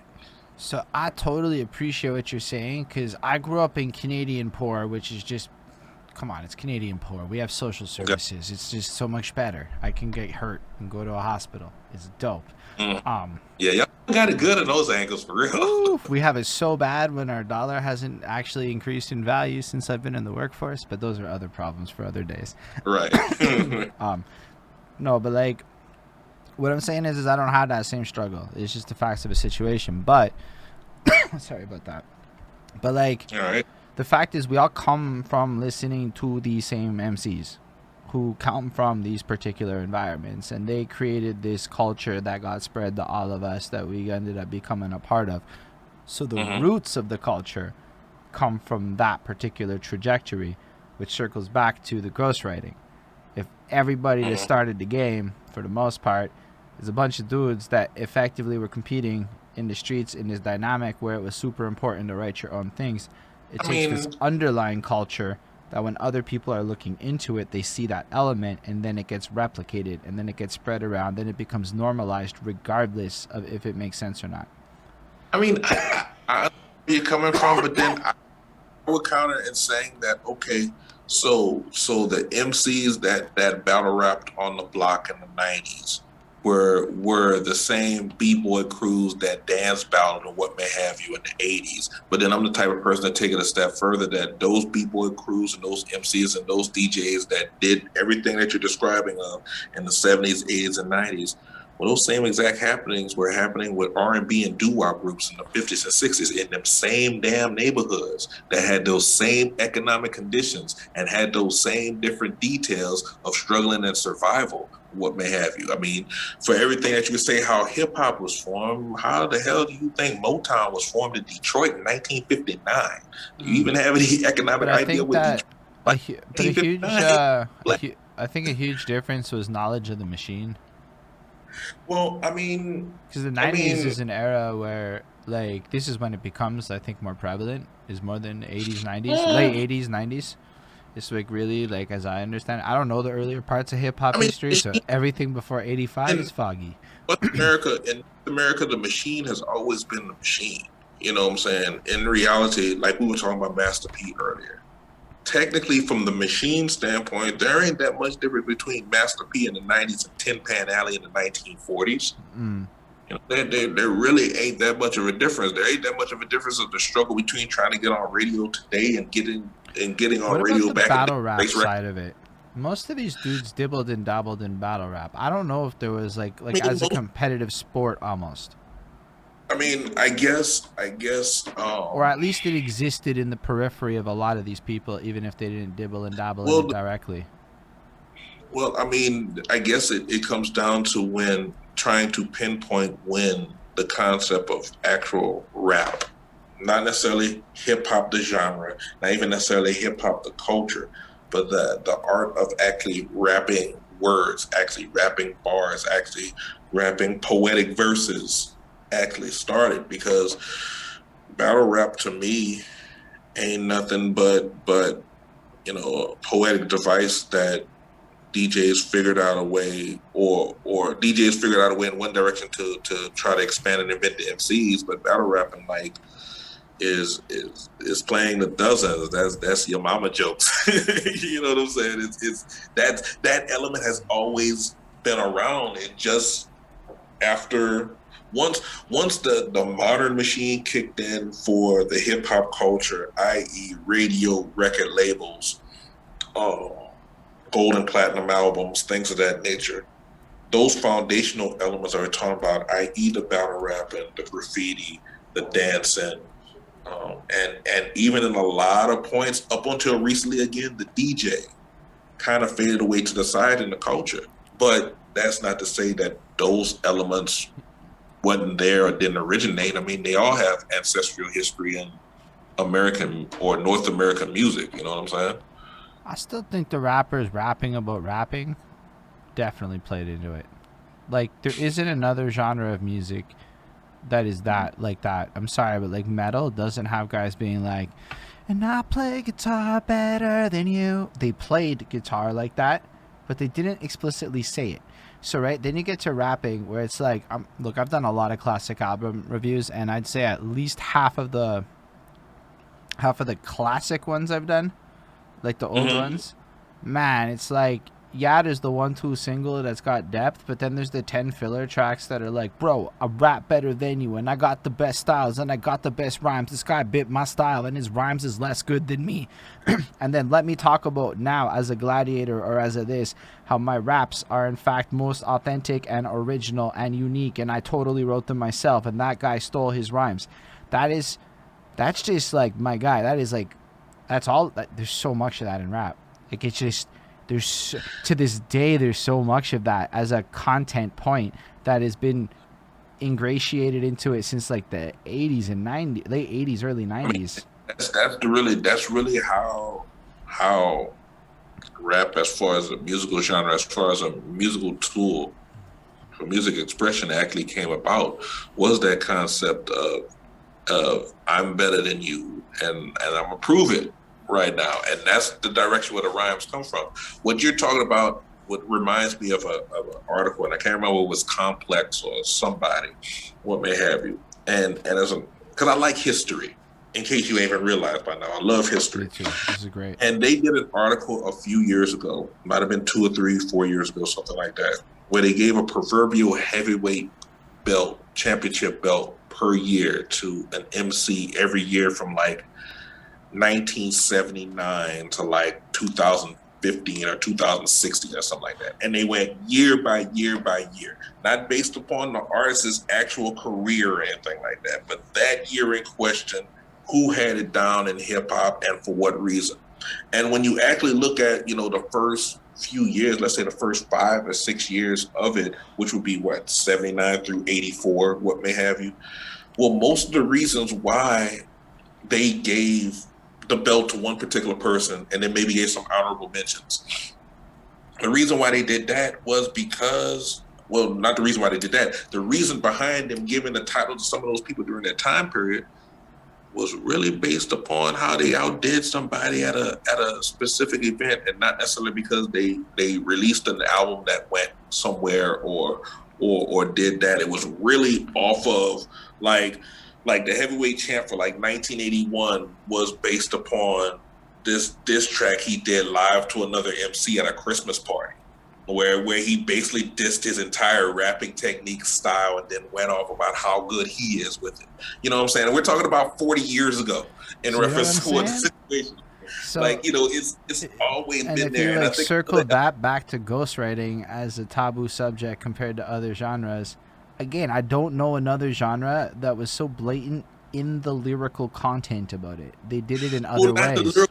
This is the thing about it. Maybe not in the, and this is something I think many people are missing. Not necessarily in the lyrical context, but in the theoretical and the musicianship context, because you got to realize, outside of the actual DJ, hip hop doesn't have any musicians. Like, we have producers, we have DJs, we may have, of course we have like the roots, and we may have actual bands, but within that is what makes the roots so rare within hip hop. That's what makes the concept of a hip hop band so rare in the genre to begin with, because for the most part, the genre doesn't have any musicians. But all these other genres do have musicians. So I know for a fact of terminology from studying jazz in college of a technique called quoting.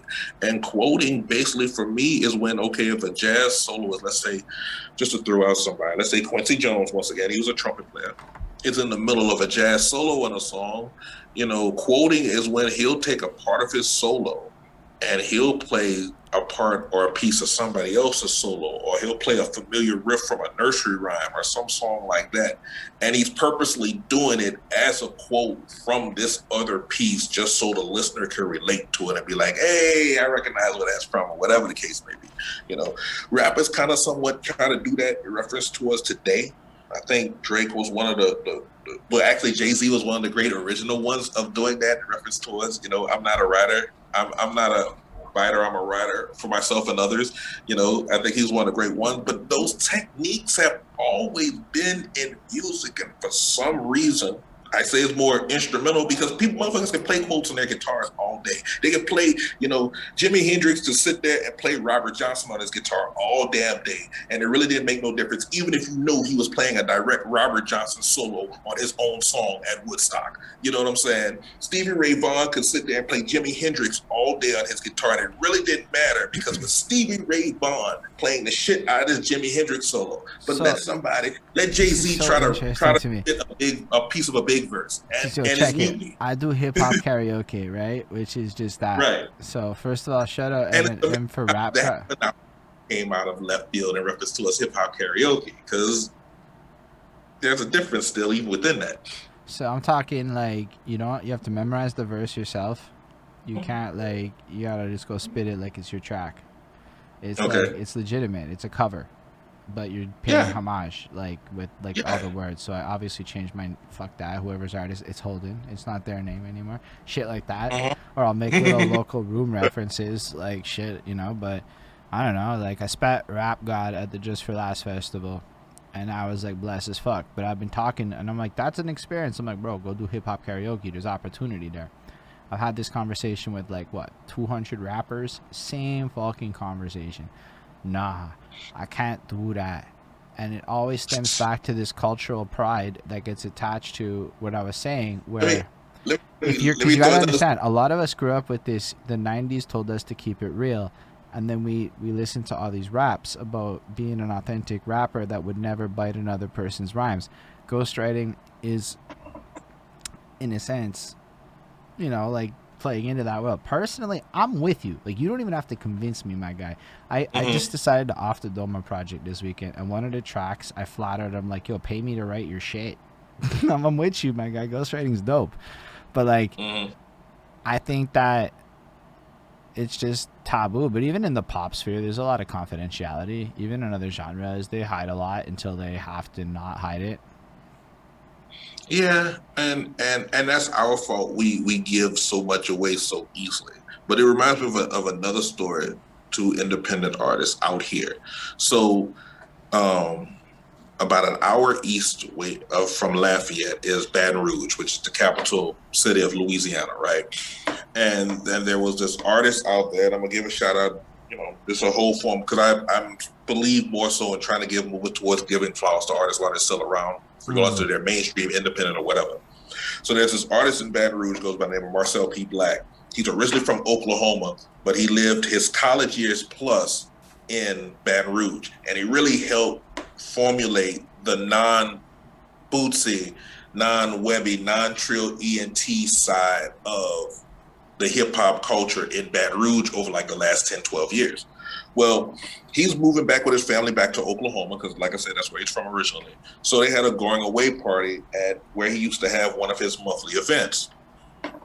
And this other artist from New Orleans was one of the people booked on this specified event. His name is Alfred Banks. Now, Alfred Banks and Marcel consider themselves brothers in the game because they got road stories as far as independent hip-hop MCs going across the country and all them stereotypical road stories, about struggling and surviving doing independent hip-hop shows on the road, right? So they close like that. So Alfred is doing his set, real intimate set, because first of all, the event's being held in a barbershop. So it's intimate like that. So he goes into saying that this next song I want to do, I just wrote 3 days ago.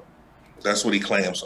And the music starts, and it happens to be the beginning of one of Marcel's songs, the sampled intro, what may have you. Long story short, Alfred Banks stood there in front of this group of like 50 people in this intimate setting, rapped word for word, bar for bar, his brother's song right there, and surprised them, birthday party surprise style, rapped the song word for word directly in front of him. Now, should he get chastised for the combination of using that cover and throwing flowers at his going away party for that? That's the illest shit ever. But how many people do we know that wouldn't have had the context of the understanding and the love that these two MCs happen to have for each other as far as, black men and brotherhood and the hip hop culture, what may have you? How many people would have tried to say something negative in reference towards a situation like that happening if they just randomly heard the story, wasn't there for the experience itself? So I don't understand.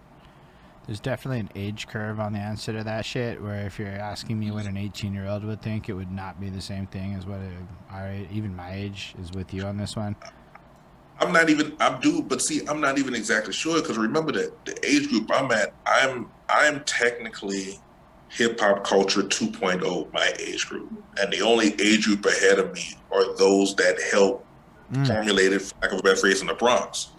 So I know for a fact that there are several people in my age group who grew up in the 80s like I did, who for some strange reason have an adherence to ghostwriting. I'm just not one of them. I don't know how the 18-year-olds would react to the concept now. They technically like hip hop culture like 4.0 or something. So for them, I have some ideas because I've talked to a couple of them, right? Same kind of way. So imagine you're 8 years old on your first mobile device with this which is a fucking smartphone. So yeah, I'm with you. The whole part of this conversation, I'm with you. Okay? I've experienced that with 8-year-olds and smartphones within the last. So now imagine it's 2010, because these kids that are on we're talking about now, it's 2010, 11, 12. Gotcha. Drake and Lil Wayne are on top of the world, but they're also learning about Tupac, but they're also learning about Nickelback, but they're also learning about Iron Maiden, but they're also learning about Skrillex, and then I'm like, wait a second, and then you know what? A lot of them like nu metal, which is great. I'm very happy that nu metal got cool with these kids. And what I realized is that half these kids that I talk to that are artists don't even want to be labeled into any one like genre, because they just want to No. have the liberty to jump around and do what they want.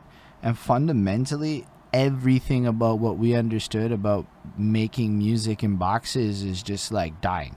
So And that's the beautiful thing about what kids have today. Once again, talking about one of those foundational pillars, that's a technology thing over to me. Because the way you just described, in a sense, could be comparable to me in reference towards the MTV references back in the day. But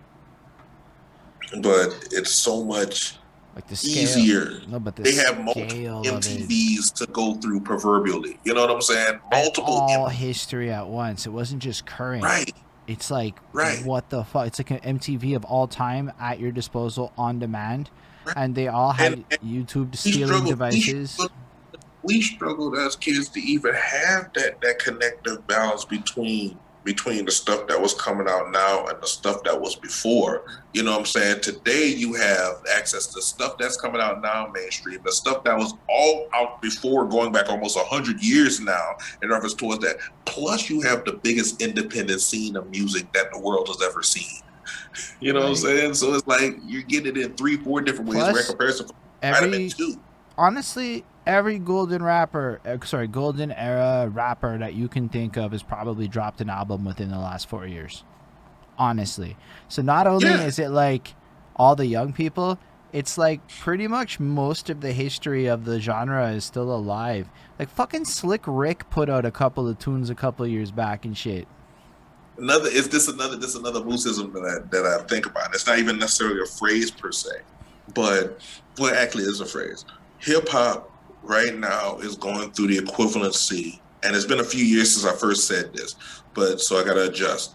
Hip hop now is going through the same equivalency that rock and roll did into the late 80s, early 90s. Like all this mumble rap is basically hip hop alternative music. Like all this mumble rap is basically Nirvana and everybody down from like 1990 versus the big haired stadium rock of the 80s and what may have you. You know, for a long time I said that hip hop music was going through its 80s phase, where you have 40 something year old rappers that are doing the same thing that the Rolling Stones and Tina Turner and Paul McCartney with Wings were doing in the 80s. Now that they were in their 40s, but now we moved up even more so than that because our motherfuckers are in the 50s. So now we're closer to Grateful Dead tour level in hip hop. You know what I'm saying? So that's just where he is, because that's the way stuff goes on. And if more people thought about it from that perspective, then maybe more motherfuckers would be appreciative of the balance of OGs still releasing records and all these people mumble rapping on triplets. Yeah, I don't know. I like the mumble rapping a lot more than I thought I would. I ain't got no problem with it, because it's all about. I'm a musician. I love triplets. No, but a lot of these. Okay, so like, yeah, there's a lot of garbage, but that goes back to accessibility. But when you really look at the top tier guys in that genre, man, every syllable is fucking clear. The triplets are fire. It's the pocket. These guys understand the pocket in a way where not 2/3 of the independent rappers I know personally do not understand the pocket the way half these mumble rappers they diss do. That's just the facts of the situation. They're really technical, but they write it in a way that's almost like a science equation. You feel the composition in it. Whereas a lot of these dudes know how to flow in a way where, yeah, their bars are in it, but you feel some shit. Lack of a team effort. That's the lack of a team effort, because, okay, I would love to hear a clarification on that. Take a mainstream rapper from today. Just take whoever. And I can't say I'm necessarily expert on all of them. Call it generational gap or whatever. But, let's say a 21 Savage, right? All right. We know for the fact that in the process for 21 Savage to creating any music, whether he's featured or something on his own album, what may have, we know he ain't doing the shit by himself. We also know that some of the people, not all of them, but at least some of the people involved in the process with him aren't rappers themselves. Now, there may be some people on his team who are also rappers trying to establish their own career and things of that nature, what may have you. But we also know that there's a nice percentage of people who are behind the scenes helping develop these songs and products with 21 Savage, regardless of how much you write, that aren't rappers. And that's what most independent rappers, in my opinion, are actually missing. If Facts. you I'm have glad you went there. if you have a room with 12 different people in reference towards working to a song, and 11 of them are rappers, and 11 of them are rappers thinking in the mindset of like what we talking about in reference towards competition is either yours, is either mine or not at all, then where is the extra collaborative and idea and brainstorming experience that comes out towards, basically putting out good music, which is supposed to be the original objective, because that's where the money comes from, making good music. So check it. And if you really want to go somewhere in a different direction on the exact same theme, Eminem and Rick Rubin. What do you think Rick Rubin does when he works with Eminem? That's what Rick Rubin does. He tells Eminem. There's been countless examples. Or Dr. Dre would have been another example, but I think the Rick Rubin is a more recent example of like this. What there's been countless examples of, and hell, even I run into the problem now these days myself, even as being a veteran independent artist. There's countless examples of people who weren't ones that want to be in front of the mic or be in front of the scenes that have contributed heavily to the success of people who were. Rick Rubin was one of the first in hip hop history to you've never heard Rick Rubin spit a bar in your life. You've never. When's the last time you ever saw anything where Rick Rubin sung a note? Doesn't happen. You know what I'm saying? I'm old enough to realistically know whether or not he's ever played instruments, but I couldn't tell you whether or not Rick Rubin ever played an instrument a day in his life. You know what I'm saying? Without here. But look how much he contributed to like the last 40, 45 years of this genre of music in comparison. Let's say not just this genre, because that guy works with the Chili Peppers. That guy works with everyone. Yeah, that's the whole gist about it. You know what I'm saying? It's No, but I'm with you actually, because here's the thing. I used to be like that rapper that wanted to do all the rapper things, and I say it like that because if you talk to rappers about certain perspectives, like you go down certain walls, and I guess a lot of us don't fully understand the value of a producer. So the way it was best put to me, because I've talked to producers, and I started realizing that all the producers were saying the same shit, and all the rappers were saying different shit. And then I said to myself, maybe I'm going to try to take the producer's advice. Like, punch in if you fuck up. Everything about my art is better because I listen to producers. They're not necessarily coaching me in the sessions, but, like, when people give me production advice now, like, somebody heard a take, and he said, you sound high, tired, and your mouth is dry. And I'm like, that's way too specific of a criticism to be like random at, right? So then I had to re-deliver it in a way to overcompensate for those things, which made the final product like ridiculously better. But from a rapping perspective, I totally nailed all the shit for like a 1-2 cipher.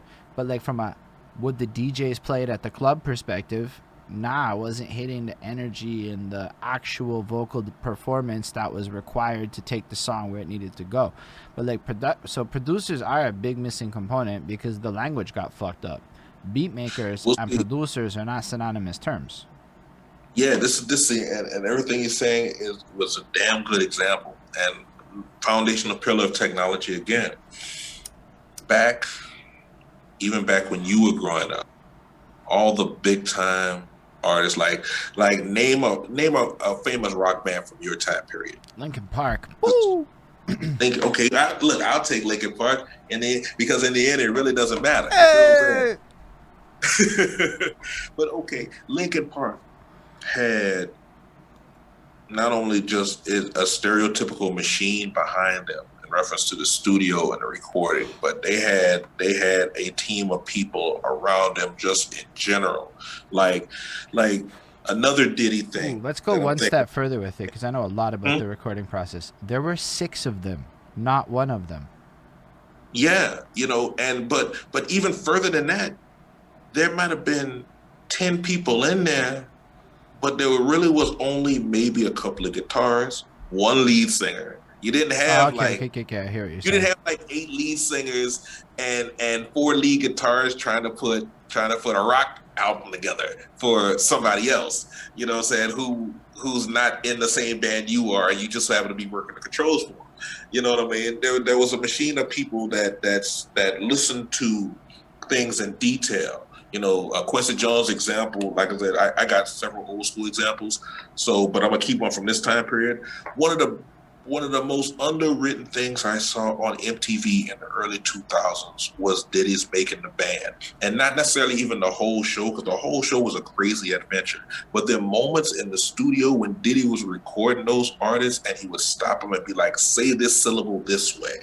Put this inflection on this word as part. No, record that again and say it like this." That's the type of shit that most of the rappers these days are missing, because they boys who in the room with them wouldn't know the difference themselves in reference to telling them something like that. And I've been through countless arguments with people just by being the type of 3-instrument musician, producer, singer, and MC that I am myself. I've been through countless arguments with motherfuckers in something as simple as, no, you're saying this part wrong. You ought to say it like this for the effect. Like, I've been through countless bullshit. I had a singer one time when I was in college, and I ain't gonna say no names. I don't even remember her name at all anyway. I had a singer in college argue me down because I tried to tell her she was covering an Anita Baker song in the wrong key. Like, she was singing it in one key, what may have you, but it was supposed to be, the objective was to try to sing it in the original key. And I could hear the original key simply from hearing the song off the radio. I knew that she was like at least 2-3 notes lower than what it was supposed to. And I was a jazz singer myself at the time too, so I go to her and be like, yo, I like what you're doing, so on and so forth. We're in the same jazz class together.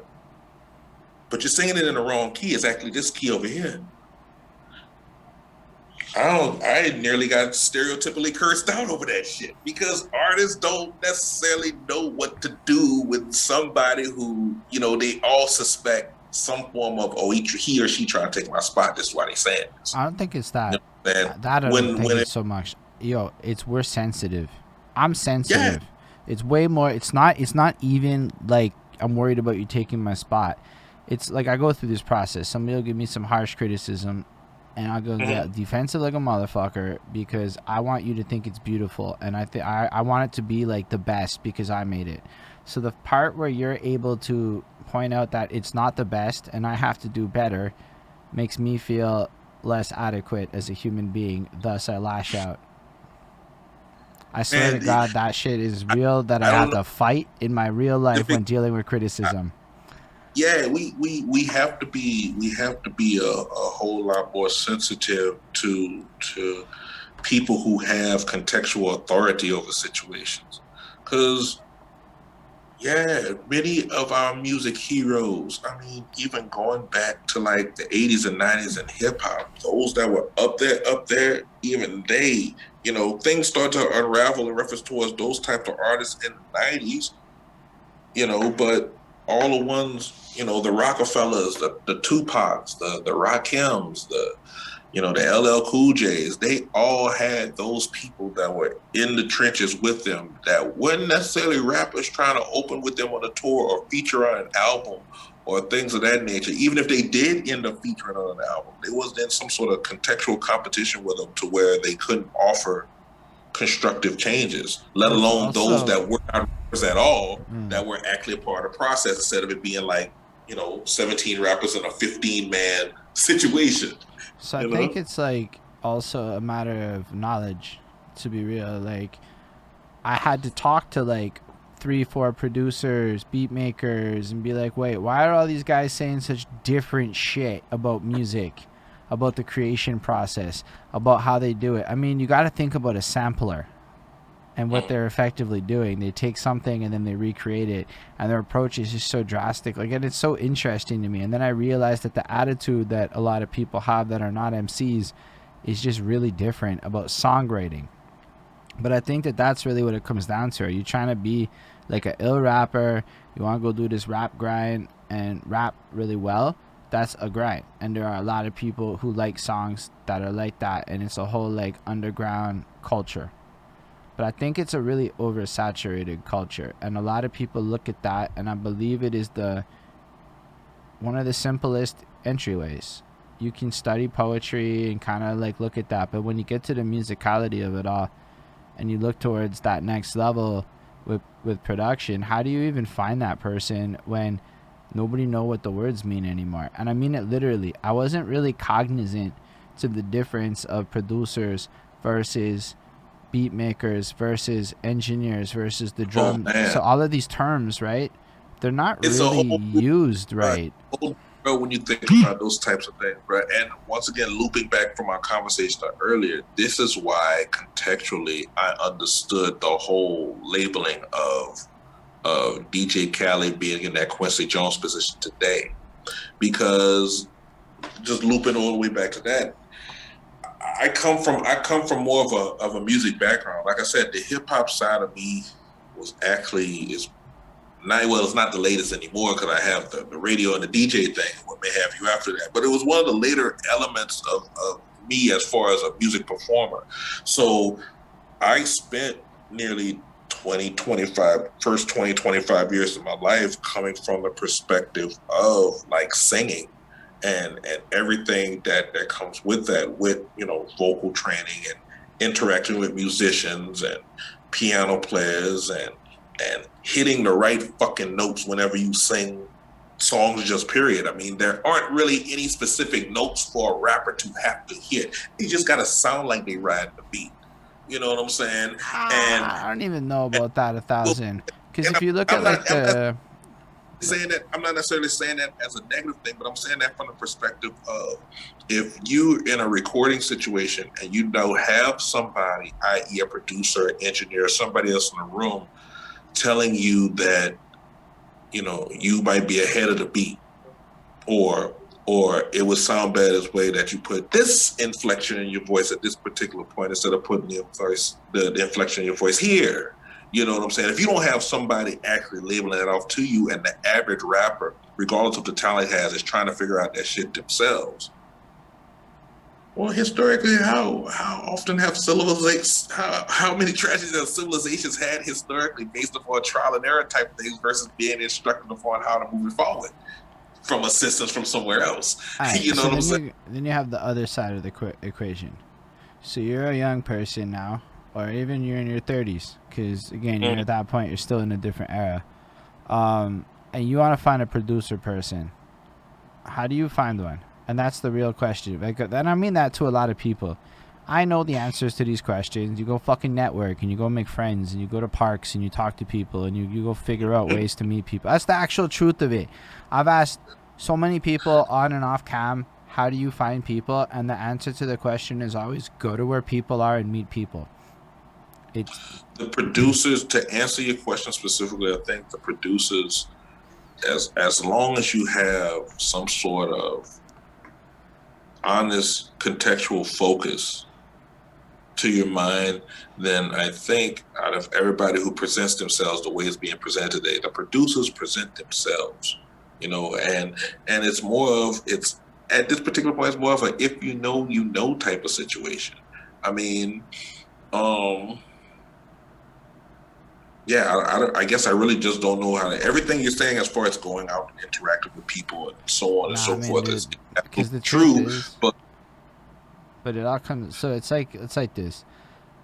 I think that the situation needs to be solved by a little bit of an education gap that has to get like filled out. It's part of why I'm doing this. It was for myself. It wasn't even so much because like, yo, I didn't understand the full value of going through the copyright process with the government. I didn't understand the full value of all these terms. So I remember sitting down with a dude and like learning about tape reels, and so it's been like really fucking blessed to like walk through all these different avenues. And I suppose I do this a lot, so it's added a lot of context to my life. But then I think about where I started and the conversations I was having with people at various degrees of fame within my city. And I realized there's not a lot of like correct understanding that's commonly shared. It's almost like a lot of the understanding is maybe a little bit gatekept based on XYZ reasons. And to be fair, a million answers to the question of why, it's not really my place, but it doesn't look like there's a lot of great people educating people. It looks like there's a lot of bad information that gets filtered around in high frequencies, so people are just really confused. And they really don't know which of the 18 people giving them advice is the correct one. Is it the guy saying fuck a promoter, go pay for ads? Is it a guy saying fuck that shit, do this? Is, you know, so it gets confusing to be a person navigating this world. How can I compare it? Because I like laying examples and comparisons. In case you ain't noticed that by now. I love it. it the game today reminds me of like an offensive playbook, especially in football, and it could be NFL or Canadian because I dig the CFL too. Shout out to the Alouettes, by the way, right? Hey. You have certain plays in the playbook that's designed to run the ball. You have certain plays within the playbook that's designed to pass the ball. You have certain players within that same playbook. Then you have other sets of playbooks that's referenced towards the defense, whether they're going to rush, whether they're going to cover. You have trick plays and all kinds of stuff. When you use a playbook, the objective to using a playbook in football, whether it's CFL, NFL, or anywhere else, isn't to specifically take every single pass play in your playbook and run every single one of those pass plays and hoping that specific list of pass plays is what's going to lead you to the victory, a winning record, and possibly a Grey Cup sometime in the future. What you do with that playbook is you take a combination of that stuff from the running part, combination of that stuff from the passing part, some of that special team stuff, and maybe even a couple of the trick plays type situations, and you develop that into a whole entire plan for your team to try to win the goddamn game. So realistically, it's not necessarily any part of in the music of fuck one thing, do this. It's really just a feasible, realistic combination for yourself of a variety of things. It might not even be all of them. Man is spitting all facts. You just got to find your right pitch part for him. Another cultural reference to Don here. We love food, you know what I'm saying? We have our fair share of gumbos and things like that. It's really a mixing pot, a gumbo of combinations that you have to put together in order to make it work for you. And I agree with everything you're saying. Honestly, I love this interview because it's one of those ones where, like, I'm like, you know what? We're going to be able to teach some motherfuckers some shit here. And I mean that, like, what I want to do is have conversations like this so frequently that like certain core ideas, like how to think in a bigger picture, or just the perspective of musicality versus say rapping technique, or a lot of different things that come out of a conversation like this is like a vice for other people to like jiggle up in their brain and like have different things based off of it. Because honestly, I don't think it ever really is going to matter how good of a rapper I become. I think it matters how good of a brand I create. That's what my epiphany is. Dude, that's totally true, because, and this is why I do everything that I do in reference towards being in the entertainment game.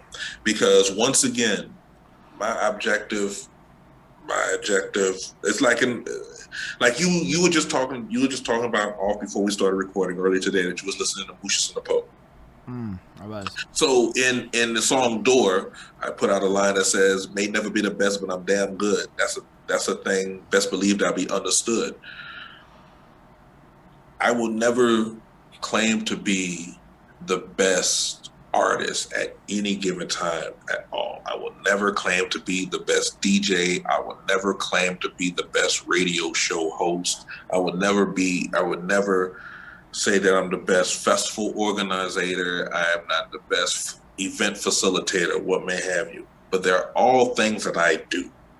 And they're all things that I do towards various levels of success, because overall, the objective is to not think of Moose Harris just as a rapper. I mean, this is why this whole poetry thing, this is the reason why I'm even over here at this building here with you while the opening ceremonies to this international poetry competition called Southern Fried Poetry is going on in another room. My teammates monitoring all that, because we're about to spend the rest of this week battling poetry teams from around the world and trying to win some money.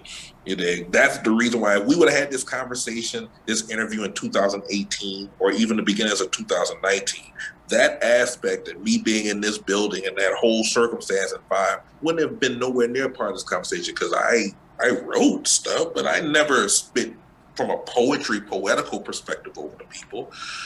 But if I have words that people are digging, and they're digging it from that context and that perspective, and it could get me a combination of love, notoriety, and maybe some money out of it, because I just got paid this weekend for writing a new poem based upon Marvin Gaye, and I had to spit that 3 times in front of an audience. They paid me for it, like they paid me well for it. Then why not add that to the repertoire towards the branding that is Moose Harris? I don't even go by Moose Harris. Fucking poems for fucking my real cash. name. still a part of branding and all, you know. Oh, how did you come up with Moose Harris? Willie made a joke earlier about there's no mooses around you or something. The authentic story is this: Moose is actually short for Moose Head, and that was the original nickname I was given in high school playing basketball at New Iberia Freshman High School in New Iberia, Louisiana, back in the mid-90s. There was a running joke, and the nickname stuck throughout high school. By the time I got to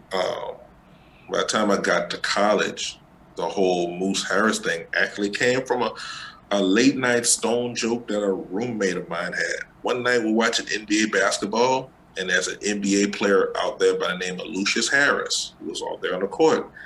And my friend, in all his stoned glory, looked at the screen and was like, Lucius Harris? Lucius Harris. And it just went from there. That is the perfect story for that. And it just went from there. It just stuck, you know. I was always Moose. I've been Moose since I was 14 years old. But, the Moose Harris part comes from, like, my early 20s, college and shit. And being stoned watching basketball. So if it counts for anything, what I've discovered is young people in Montreal are congregating on Instagram in groups and replicating a lot of what you're describing. So what you desire seems to be fostering in young people in my city that barely talk to me. So that makes me really excited. Sorry? Which part are you talking about? The desire for producers that actually want to work on that. Like, I met this 20-year-old that shows up at Man's house and brings the studio to them so he can produce the song in their environment because he felt rappers was a little bit too lazy. So you're seeing all these little 20-year-old business entrepreneur hustler types who just have 15 friends who rap and 14 friends who make beats, and they're making connections on their own. So because these posses are kind of collectively growing, I found out, man, these Instagram chats are kind of lit, and they just do their thing, and I'm like, damn, I am underutilizing this Instagram if I ever want to, like, congregate with people that are younger than me. And I'm original. When the internet really jumped off, I was a teenager, so I'm like old school internet. So even the modern things and reference stuff, I'm still trying to catch up on. Like, the whole concept of Twitch is a fairly new concept for me in reference towards using it. I mean, I understand it because it reminds me of my cassette videotape days in the 80s, except now it's on the internet, you can make money off of it. So I understand it, but I'm still trying to catch up to the level of having more people follow my channel, which is under Moose Harris, by the way. And the whole concept of rating other people's channels and collecting all these coins and stuff like that. I'm not up to reference towards all that yet, but I want to be. It's a bad answer for a lot of people. It might be a good answer for you. Everything else in this fucking world is algorithmic. Twitch is not algorithmic. Twitch is an active effort. If you aren't, so how do I get new fans? I interview new people, and so I have a cipher that involves multiple people. Everything I do with my Twitch is community oriented, because if you're not constantly bringing other energies of people that might be interested in rating you or connecting with you in some way to it, creators, etc., you're probably gonna have to do some payola to get advertising to work around these hurdles. But like, the more I look into it, it's more like the other day, my man's Ismail. So you got to find an Ismail. That's the facts of it. You need a guy who just likes this shit. So he's just a fan, and so he goes and finds shit he likes. That's great. He likes this shit in a way where I study this shit. So my opinion sucks. It's based on who's gonna got numbers. It's terrible decision making. Ismail's like, that shit's dope, rate it. And then I land there, and sometimes it's fucking really dope. Like, I landed on this girl's shit, and she just started saying, like, who's that guy behind that suit? Whatever, looped it, and in 15 minutes of this shit was a hook, and I'm like, this is a great use of my life. I'm very happy. And then she played my fucking song and started playing fucking violin or some shit under one of my chopped and slowed down fucking track remixes, and I'm like, this is surreal as shit. So then I hit her and I'm like, yo, let me interview you, so it's like you kind of flip it. But then it's like, yo, we speak English good. I have him somewhere, I think, on my calendar for an interview. He's got me in the interview, etc.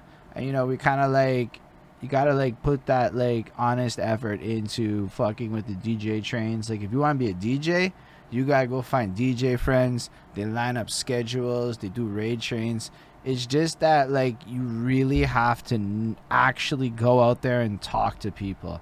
It is the opposite of you. There's no such thing as antisocial and successful in this game. So for everybody out there No, that's like, I'm antisocial, it's literally like saying you do not want to win in the game that requires you to know yeah, the right people. right, right. And I So am antisocial in theory, but like I've had to get over myself and like learn how to talk to people and blah blah blah blah blah. But yeah, man, because I mean, this conversation would have never happened without that. You know what I'm saying? For one example, because I facts. mean, we're in two basic, totally different places in North America right now. Like there's some historical connection between us, but there ain't that much connection between where you are and where I'm at. Not really, no. But it Nah, required you to somehow link up with Willie, and then me to be there at that time showing love to Willie. And then I think Ismail or somebody else is like, you should interview this guy, because somebody's always saying that now. And then why wouldn't I, right? It's easy for me to say yes to that and book another I slot, you don't know know? who was. I don't know who was saying it about me, but if I ever get with or somebody saying it about me, I would thank them deeply because I'm, I don't. I 100% know somebody said you were on Willie's show, and somebody said that, and I just said, okay. And that was that. Because we were listening to your music, though. Like, there wasn't, like, the lack of context. We had just been bigging you up and shit. So it wasn't, like, completely contextless. It was that night that Right. you fucking got your shit played on Willie's shit. Mm-hmm. Yeah. So, so That. like, that's how it works. That's it. That's the game. You have to go fucking be on people's channels. And honestly, what you really do is you find a team of Ismails, and then they do all the work for you in terms of promoting your shit, because they just fucking want to see. Like, Ismail wants me to interview somebody. He'll like fucking reach out to the person, whether or not, whatever. I want you to be doing this interview. So he reached out to Napoleon, the legend, who's fucking Mm-hmm. brilliant in France and shit, and now like tentatively got to figure out that shit. Oh, Moose is on the Kicking It Live Cypher too. That's dope. Willie's here. Hey, Yeah. hey, cool. Hey, Ishmael, if you're listening out there, holla at your boy, man. It sounds like we need to talk. Yeah, I need to. I Ismail need is to. like the Up, super fan I of need to be super updated on fans. this Twitch thing. I need to Uh, be updated on technology on this updated technology that changes nah, every like months. technology. Honestly, like, Ismail just likes cool shit. He's my cool shit in hip hop barometer. If I want to find something, like, he's gonna find some fucking channel with some Mm, drastically weird niche or talent pool that is just out there. I'll holler right. at you for social media. It's a big game. We all got to work together. That's what it is. It's really just about Yeah. like us. Like, I'm a Twitch creator. You're on Twitch. Willie's on Twitch. Trying to get the next people's on Twitch. And then if we blend in the right combination of things. So I got this interview shit. This is really the behind the scenes of my life, told through interviews with other people, if for like my Mm-hmm. core of people who give a shit, you know. And then it's Right. like I got the Crossroads Cypher on Tuesdays, so we run that. We get to rapidy raps off the domes and do our little shits, right? It's fucking fun. And for me, it was important that something I did I got to rap on, or like, what the fuck am I doing, right? And then Right. like I just started writing songs live to fill, you know, extra streams in. And then like it's gonna turn into like concerts. It's gonna turn into a whole bunch. Yo, but then it's like walk to the park stream. So we just walked through the neighborhood to the park for like 35 minutes. Was it a hit? Right. It was not a hit. It was not a hit. But you can do anything you want with it. It's the network that is your brand's network is your Twitch. Yeah, I understand the basic concept behind it. You know what I'm saying, and hopefully I'll be able to make use of this conversation right here towards some of my future things and all. You know, it's just, I guess it's just a matter of getting the intimate details, and to say that it's non-algorithmistic and it's more active. Yeah, it puts a slightly different mindset towards thinking about it. I'm definitely cool with that. You also want to Definitely. stand out more. You want to do hard shit. You want to do the hardest shit you can think to do. Because if you do hard shit, people can't copy that shit super easy. Now you understand why my lyrical content goes the way it does. Yeah, I fucked with your tracks. Nah, like, and all that, like, I really liked your music. There was one track I hearted. I can tell you in a second because I don't fucking remember the name right now. I really liked Madness from the Moose. That is my favorite song I heard from you. I heard that shit. I said I could re-listen to that shit like a motherfucker. That is my favorite track that I heard. It's like really great And song. the crazy thing about that song, first of all, the real secret is behind everything that I've released for modern streaming in the last couple of years, with the exception of Lucius and the Poe, were all things that were like previously recorded. That's why the whole anthonyology situation comes from, because they were really anthologies. You know, I didn't want to use greatest hits and no shit like that, because really nobody knew what they were per se. You know, but they all come from shit that kind of ties into something we was talking about earlier, about how, you know, there's certain mixtapes and projects that if they haven't been documented and updated over time, they get lost.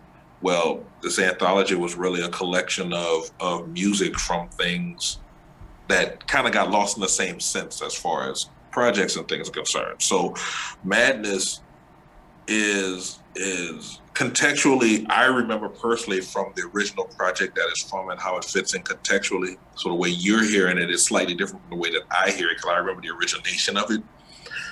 But that wasn't my first forte into rock music per se. It was my first forte into recording in that style and doing that song. And I definitely want to do it again, because it reminds me more of like some of the bands I used to be in back in my 20s. Like the first band I was in New Orleans was called the Reggae Ska Conspiracy. And I was the front man for that. So yeah, there was some rapping involved, but I spent a lot of time singing the specials and singing Bob Marley and singing some original stuff, of which some of the other songs that are in the anthology was some of that Reggae Ska Conspiracy stuff. So Madness is really a forte that I like and I want to do again, because it reminds me. You wrote a new metal track that I fucks with like I'm 12. Well, hey, I'm glad I produced that myself too. So Nah, it's a fun vibe. I like the diversity in your music. I wasn't as enthused with the 9-minute jazz solo. It wasn't unpleasant. It was very whelming. Can I tell you? You wasn't high enough for it. No, it's like jazz is one of those things where I did not like it, and then I sort of I'm open-minded to it, but like it doesn't do for me what it does for a lot of other people. It's more like I appreciate it, like when I look at a painting and I'm like, that has a lot of technique and shit, but I'm not feeling what I'm supposed to be feeling. I don't feel like that with a lot of it. I have learned to get into a lot more hip-hop oriented jazz shit over the years, because repetition will inevitably make you like anything you hate. That's the truth of a situation. But like without the vocals, without the right drum patterns, without it's just free airy jazz. It's like it's not bad. It's not my cup of tea, and I respect it. I just would rather listen to shredding guitar and punk music if we're going down that route, where it's more like chaotic, or give me some fucking Tool or something where we take it and go in that direction with it. Like those are just more of a preference level. That was honestly, and see what I like about European on it is that, there's nothing wrong with it. For those who don't know, he's talking about the 9-minute and 14-second song that I have in my discography is called Ethnic, and it's really a groove. That comes from my youth extended listening to album versions of Marvin Gaye songs and funkadelic songs and listening to the full version of Isaac Hayes songs that usually lasted 9, 10, 12, 15 minutes per song, because that's just they used to just intoxicate what they intoxicated and just go forth with it. You know what I'm saying? And that's not even the jazz stuff. That's just the R&B stuff.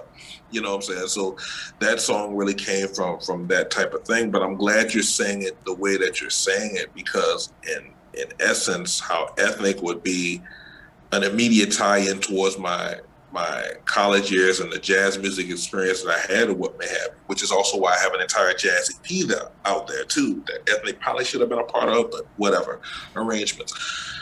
But Madness, going back to Oh, yo, Madness, it fit really well that though. Hold on, just to give you your props on its curation and the placement, the way that it tied into the beat of the next two tracks made it just feel like really an extended mix that played out for the next. So it really was well placed. I don't want to take away from like that side of it. This is really just like, like it's not my favorite style, right. but And I get it, and there's no problem with it. But just to say that at the same time, for like Madness or what may have you, I'm glad that you like that track in a sense, because I remember where I was at the time period. That's my Nine Inch Nails, Perfect Circle, Saul oh, I Williams, love it. and listening to music. That's where Madness came from. But so that's all Madness shit came I from can like empathize with more than like Isaac a lot. Hayes. I've you never know, listened to an Isaac Hayes song outside of like maybe checking where a sample's from one time. Like I don't mhm. have any connection to that. I have connection to a lot of different things. And I feel like that also plays into your appreciation. So like for me, jazz was like an education. I had to go watch documentaries about why things were great. You have no idea how many videos I have watched where other people break down why this particular song's a banger or why that particular. And usually it's not hip hop because I want to know about other shit, right? Because like Good, good. frankly, hip hop, I can go look at what I like and don't like. It's super easy for me to do that. But like to go look at like jazz music and find out why some fucking song I've never heard is timeless, well, that's curious to me. And that taught me a lot about chords and the energies, or like that like certain songs will have like effects used and limitations of 1970s technology. And I'm like, okay, this is See, all really good. now But you're leaning more towards my side and thought process when it comes to music in general. Like I this is why I said earlier, when I discovered an artist, especially when I was younger, chances are I discovered that artist, and instead of going forward with them and for their future releases or their new album stuff, I went backwards and probably stayed backwards behind them for years and what may have you, in reference to, what they did and how they did, because I love history, and I love the history of music. I love the history of sports. I love the history of humanities, so what you explained in reference to a jazz happened to be just about the exact same way, because going all the way back to the beginning of the conversation, I grew up in a small town that was just far enough from New Orleans to not be every day affected by New Orleans. See, New Iberia doesn't.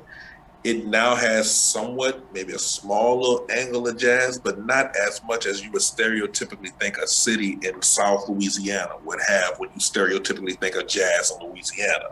It really truly is the majority of stuff when it comes to jazz is in New Orleans, what may have you. And that 2 hours makes all the difference in the world traveling wise. It amazes me because I've been driving the route since I was 15 years old.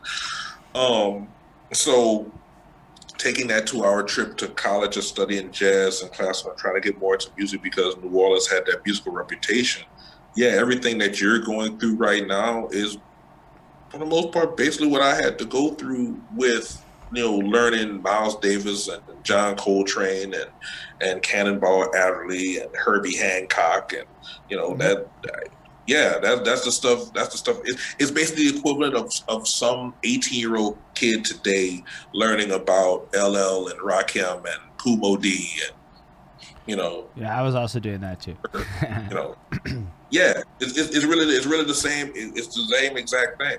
But the fact, and leading back to the song again, I will never have a problem with you not feeling ethnic because of the correct contextual way you explained yourself that led you to that conclusion.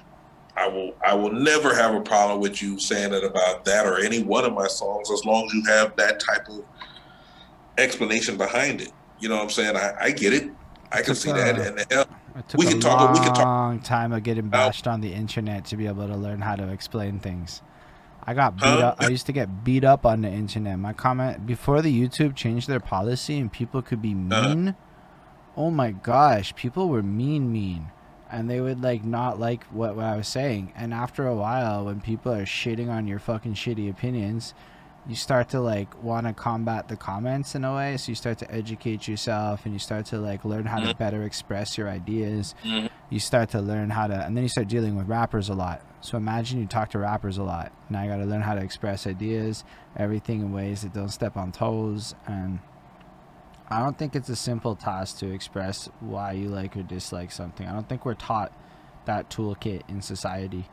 And it's one of those ones I spent a long time learning, so I'm able to. Context. That's another foundation of Moosism. The concept of context. People can say they like or don't like something, but hardly know how to explain it in a way to at least the person who they're explaining it to. While the person who they're explaining it to may or may not agree with what they're saying, they can at least relate to what the person's saying.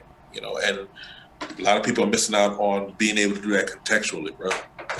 I like to Google what words mean though, so I'm like pretty okay. But like I said, I wasn't always good with it.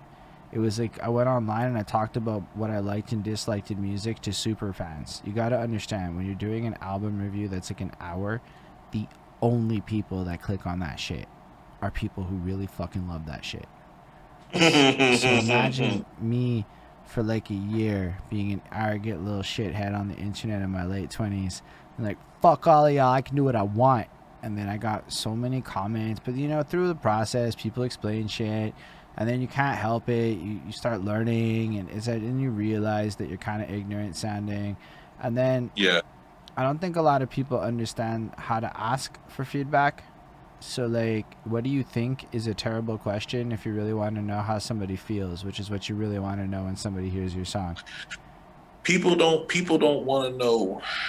People don't want to know. I'm talking about average people when you're asking that question. Just want to be comfortable and say, huh? I think that when you ask your fans or people, what you really should be asking people is how they feel when they hear your song. Because they're not going to be able to use the language to communicate to a person who makes music and person who does. Like, they can't have the same conversation. And even amongst artists, my creative process and yours might be so vastly different that, like, is it a great question? Or is maybe how do you feel when you hear this song a better question?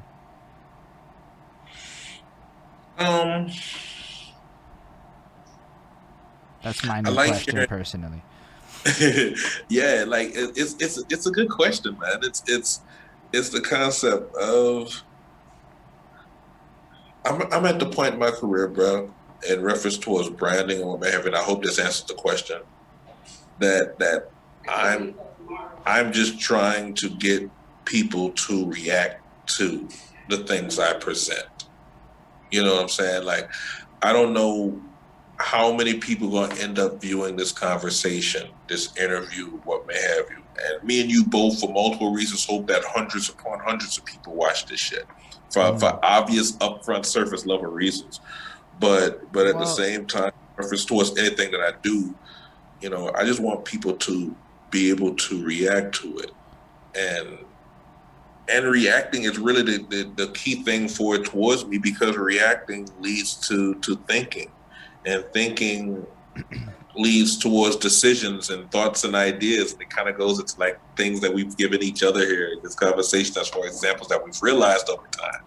You know, so, you know, just the fact that you reacted, for example, to my music and let's say before last month or a month before, we wouldn't have known each other from Adam and Eve, you know, is really truly the blessing towards it. So I'm hoping in hopes that there's somebody else who's listening to this conversation right now, whether or not you invited them, I invited them, Ismail invited them, Willie invited them, or whatever, or they just stumbled in on it in the world of Twitch, that gets a reaction to the things that we're saying, and then turn around and wants to have a reaction towards what you do in reference towards this product, what I do in reference towards my products and my music. And therein is another person that reacts in a certain way, and it helps move the situation and moves the branding and moves the music forward. Facts. Plus, there's all the off-camera networking that happens after these conversations when the right people talk. That's all I'm saying. That stuff happens too. But there's also the after the fact, right? Like, this will become an edited YouTube video where, like, the 1-2 thing gets clipped out, the intro part with your copyright Autobot shit that will destroy my videos, monetization gets taken away. And then we put it on YouTube, and then we make a few clips. And you know what? I think that my view counts are going to be fucking garbage for, like, a while, and I know why, and it's all behind the scenes shit, but we put, like, that much effort into promo right now. because to me promo comes at a certain time, and I've spent the last 8-9 months thinking about marketing, and once my marketing's on lock, I'll move into promo. You know, like my marketing's almost on lock. I'm almost happy with where my brand is at in terms of a concept, in terms of the universe that I'm building and shit. So I don't think it's gonna get a lot of views today. I think if we live our lives the way that we're supposed to live our lives as we journey on, what this is a piece of evergreen content that a person at any time in history can consume if they're ever curious about Moose Harris from now to the end of time. And I think it's a lot of cool shit. And it's like we can all look back on this and it will get views when the time comes, rather than worrying about, you know, the fact that like 7 to 8 people have sat here for like 2.5 fucking hours or whatever it's been. Right. Like, to me, like those are different metrics. People don't understand metrics, which is why a lot of people make bad choices, unfortunately, I think, with their career. I got 8,000 views one time in a day on a Busta Rhymes album review. This album review is an hour and 45 minutes long or some bullshit. That's how I did it. I accidentally landed first page Google when people were looking for it. They watched for 48 seconds, dude. 8,000 views with a watch time of 48 seconds. Damn. But all you see is 8,000 views. 8,000 views. I see a 48-second watch time and go, why did I make this piece of content for the $24 I got? You know, like, why did you spend almost 2 hours? But like, almost spend 2 hours of your day and your time and whatever else. But like from a metric perception, obviously.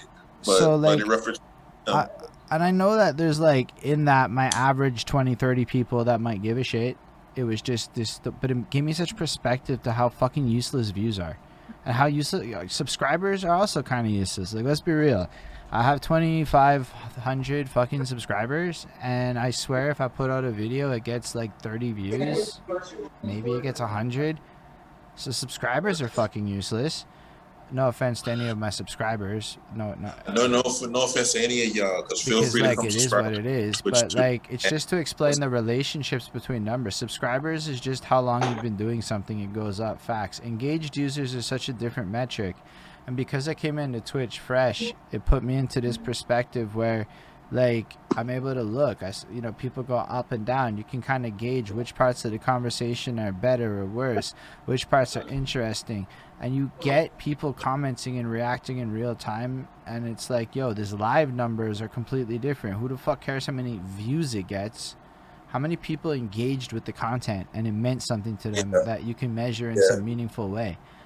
So it's like, when you change the valuation of the metrics that you care about, right? Like, all of a sudden the context changes, and it's more about finding a small number of really invested people than it is about like any real chase or thirst for views for me.